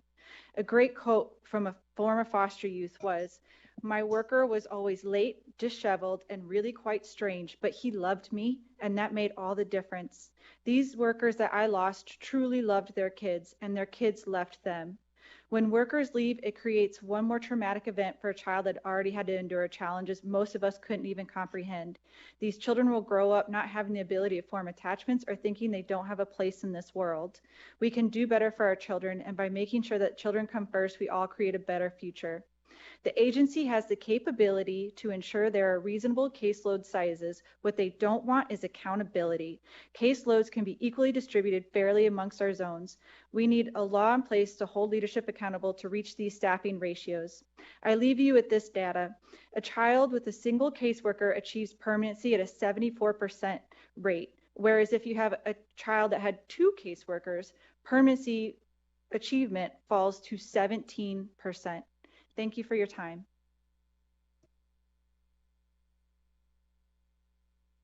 Good morning, Chair. Good afternoon, Chair and members of the committee. My name is Michelle Mayese. I am the president of SEIU Local 1107. And I want to thank Senator Scheibel and my previous supervisor, Heather Richardson, and her co-sponsor for bringing this bill forward. I do want to tell you that yesterday was my 17th anniversary at Clark County Family Services. And while I'm not there, I'm sitting as the current president, I am so grateful to all of the caseworkers, the foster parents, and who do this job tirelessly every day. It's a thankless job. And a lot of times the workers aren't thanked enough. So I definitely want to thank them first. You know, when I started at Clark County Family Services, the lifetime of a caseworker was 11 years. Today, it is 1 year and 3 months. Nobody can prepare you for what you're going to see abused and neglected, beaten, and dead children. It's a very taxing job, and we sign up for it, and we do it because we really want to help families. Today, I have reports right now because I do work for the Family Services. There are 151 permanency workers, and they, you know, we're not asking for the department to do this drastic change. Right now, there's only about 25 workers over 30 kids. And so we are asking them to reallocate those cases so that kids and families can be served better. And, you know, we have, I'm fortunate to be with SEIU, and in our collective bargaining agreement, we have Article 10 and 42 that speaks to Labor Management Committee. I need you to know that for the last 10 years, we've been talking about these issues in our Labor Management Committee about what is the plan and what is the solution to make sure that children and families are served properly and that kids have quality of care from their workers. And thank you, Heather Richardson and Senator Scheibel, for bringing forward this solution, because we haven't heard from Clark County. So we are very eager to sponsor this, to support this bill, SB 183. And I want to tell you, 45 years ago, a 12-year-old child had a daughter, and she put her in foster care because she couldn't care for her. I am that daughter that she put up for adoption and put in foster care. So I'm grateful for foster parents, caseworkers, and I had one worker, and I was adopted, and I was at 74% that my coworker Sarah was talking about. So thank you to, again, caseworkers, foster parents, and I believe this is very doable for Clark County, and I cannot wait to hear the opposition. Thank you so much. Good evening, Chair and esteemed members of the committee. My name is Ashley Dodson. For the record, it's ASHLEYDODSON of Anchor Perspectives on behalf of the NAACP Las Vegas Branch 1111 and in support of SEIU.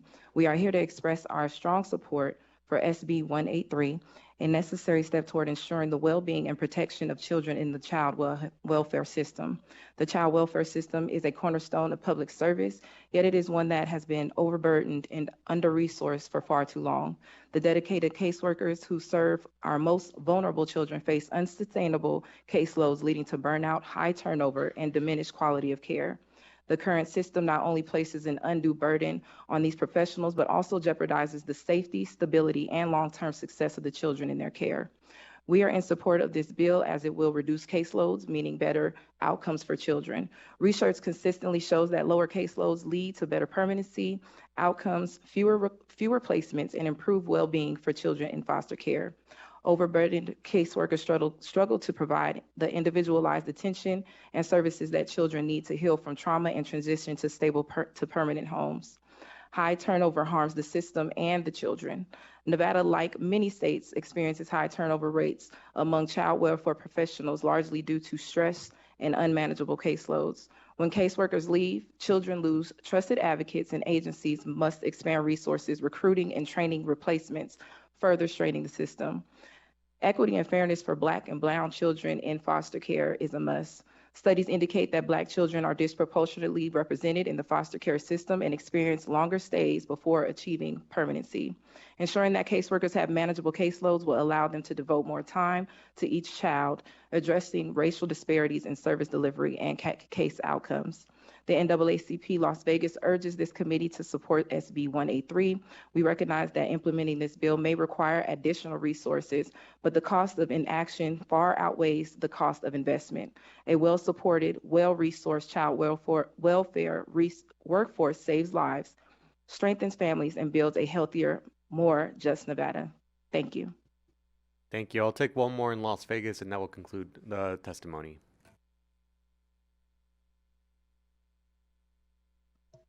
Hello, everyone. It's Richmond Warnicki, last name W-A-R, and like Nancy, K-E, representing SEIU. Say for the sake of workers, foster parents, and children, I stand in support of SB 183. Thank you. Thank you so much. Let's go ahead and move on to opposition testimony. If there's anyone in opposition to testify, please come forward.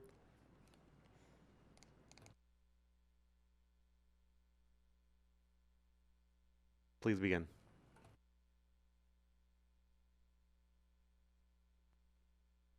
Good afternoon, Chair Donate, members of the committee, Joanna Jacob, and I am the Government Affairs Manager for Clark County. First, I want to say for the record that we are here today on opposition to the conceptual amendment that is on Nellis. We received a copy of that today. And we're just trying to work with Senator Scheibel and the proponents on something that will work. We wholeheartedly believe in the stated intent and of this bill to keep our kids safe and also to support our workers. You just heard a lot of testimony about the challenges that our system has and that the workers face in trying to administer the system. And we know that those are real challenges. And in fact, in a bill that we had before this committee last year, sponsored by NACO, we asked for a structural study of these challenges and the increased unfunded mandates that we get every session, respectively, from the legislative session. You heard some of the workers talk about the increased requirements that are put onto our system, and that is something that we know we need resources in order to sustain. The legislation that we worked on last session would have asked for a study on unfunded mandates, on Medicaid policy, on some of the challenges, including, we included in there a study on workload and caseload challenges that we had that we already knew that were there. We know that we appreciate what Senator Scheibel said, that she would work with us on implementation. We know that we will continue to work with her on this bill. And I would just like to say also that year after year, we have asked for our block grant that funds child welfare to be adjusted. I understand that that system is maybe not one that can be adjusted easily. However, we know that with increased pressures from the legislative session, from federal policy, from caseload, from the cost of living, from all of the things that we have faced in the last 10 years, that we think that we are asking for your help. We understand why this bill is being proposed, and we want you to know that we would like your help in helping us to get there. I think that is that's all I know. I had to revise a couple of times because of the amendment, but we will work with Senator Scheibel and the proponents on this measure and hopefully come back to you with an amendment. Thank you. Good evening, Chair Donyate, members of the committee. For the record, my name is Cadence Matijevich, Cadencematijevich, and I'm Government Affairs Liaison for Washoe County. Ms. Jacob stated a lot of things on behalf of Clark County that are also true for Washoe County. I do want to say that Washoe County, the original version of the bill, Washoe County is actually already in compliance with that. And so while we understand that that may not be the case for our sister county, from Washoe County's perspective, we are able to meet that. However, the proposed amendment that was uploaded to Nellis and that we have had an opportunity to discuss with Senator Scheibel, and we appreciate her willingness to hear our concerns. We're just concerned really that it's overly prescriptive. Some of the questions that Senator Titus asked about an ability of a child welfare agency to work within our existing caseworkers to really look at where are appropriate caseloads. It's not just about a number of a single case. And so we are concerned around that. And I would just echo Ms. Jacobs' comments about that we stand behind the policy. We understand that this is incredibly difficult work that these people do, and we value them tremendously. But without the resources to pay for this, I recognize this is not a fiscal committee, but really in this case, the money is the policy. And Section 2 of this bill says that the provisions that say that if the legislature places a new requirement on local governments that they give us the revenue doesn't apply. So we've been given the mandate, but we haven't been given the resources. And so we look forward to continuing the discussion about how to meet the intent of this bill within our limited resources, and we look forward to the partnership. Thank you. Thank you so much. Anyone else here in Carson City? Seeing none here or in Las Vegas, AVH, is there anyone online?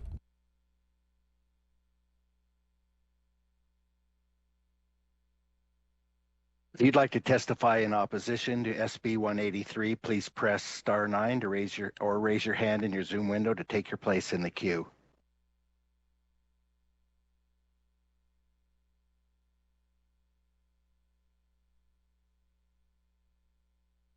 Chair, the public line is open and working. There are no callers wishing to testify in opposition at this time. Thank you so much. Anyone looking to testify in neutral, please come forward. Seeing none here in Carson City and none in Las Vegas, AVH, is there anyone that would like to testify in neutral on this bill?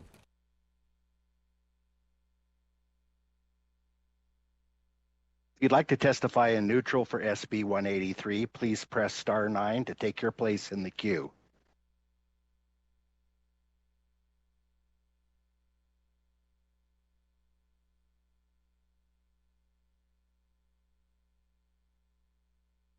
There are no callers wishing to testify in neutral at this time. Thank you so much. Senator, do you have any closing remarks?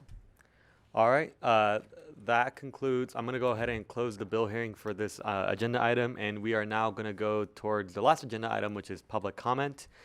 So if there's any folks that would like to provide public comment, I will go ahead and welcome folks. Seeing none here or in Las Vegas, AVH, is there anyone online?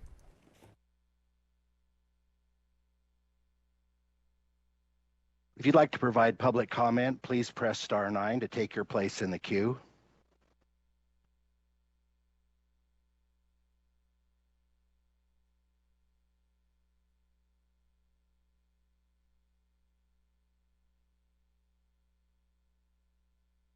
Caller with the phone ending in 320, please unmute your phone by pressing *6. You may begin. Yes, hi, my name is Crystal Sanders. That's Christal. I'm a 16-year member of the SEIU Union 1107. I work as a family services supervisor, and I was actually waiting for you guys to let us know that we can volunteer to kind of be put on in support of the bill, but that did not come across, so I hope that this is okay. I'm actually in support of the bill that has been put on place today, 183. I've been with the agency almost 17 years now, and I've been newly promoted to supervisor November of 2024, so I am not too far removed from the field. So I can speak from personal experience as one of those frontline workers, and I'm not sure how many individuals in that room who don't work in child welfare are very familiar with what we do or how hard our job is.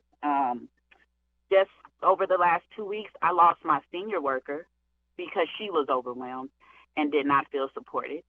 I'm now down to 4 people. One of those 4 individuals is letting me know she's seeking other employment because she is overwhelmed and feeling just not supported. One of my other workers, 2 weeks ago, she was up to 45 kids. Today, she's down to 40. She's not able to adequately assess safety like that. She's not able to adequately spend the time with her parents to find out what it is that they need and how she can better service them. And I think that we all have to remember that these individuals that we service in our community are not separate from us. They are our neighbors. These kids go to school with our children. They work beside us at some of our jobs, okay? So when you have these workers who come to work every day to do the job that they love, we can't control how many calls come into our hotline from day to day. We can't control how many calls actually get screened out that need someone to come out and investigate Ma'am, from day to day. So, yes, if you can please complete your remarks, please. I will. I'm headed there. What we need is support on our front lines so that we do not lose these workers who are dedicated to our families, who are dedicated to child safety and well-being. That is our overall objective here, is child safety and well-being. And I think we would be doing our community as a whole a disservice by not taking into account the caseload sizes of our workers and their inability to properly service the families and the children within our communities. That's it. Thank you again. My name is Crystal Sanders. I'm a supervisor with Clark County Family Services here in Las Vegas, Nevada. Thank you. Thank you. I did make the exception because I did make an oversight of not calling online for support testimony of that bill, but For any of the public comment callers, I just want to reiterate that we have concluded the bill presentations, and so your comments can be general, but they can't refer back to the bill content. So I know we did have a few folks that were asking, so I just wanted to clarify that. Of course, you can always, just as a statement, you can always send your testimony in writing to us, but just as a caveat. AVH, is there anyone else willing to test or provide public comment at this time?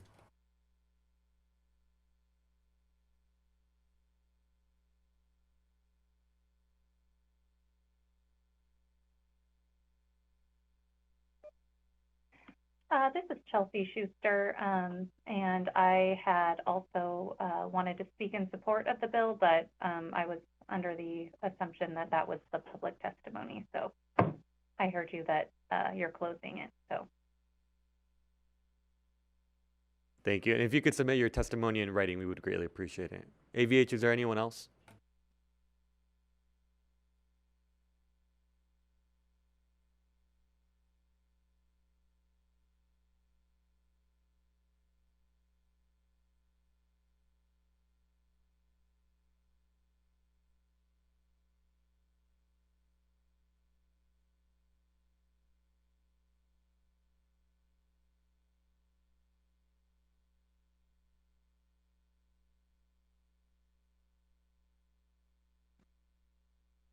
Caller with the phone number ending in 348, please press *6 to unmute yourself. You may continue.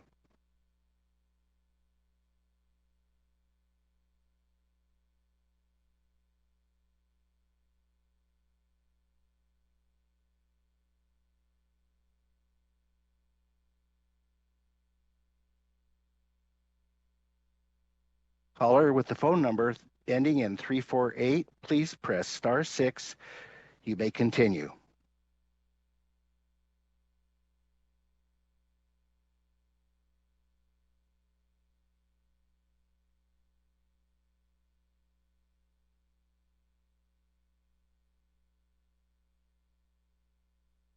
Chair, it looks like that caller is not unmuting at the time. Did you want to proceed? In the interest of time, please proceed. Okay, Chair, the public line is open and working. However, there are no more callers at this time. Thank you so much. And again, as I mentioned, if folks are still interested in submitting testimony, we hope that folks can still send it online or once the meeting has concluded. That concludes the agenda items of today. I will mention that our policy analyst, Ms. Cooper, got the time right of our exit, and so we will try again for next time. I greatly appreciate everyone for coming out today. Lots of good bills and commentary, and we will see everyone on Tuesday. So the meeting is now adjourned. Thank you so much for joining.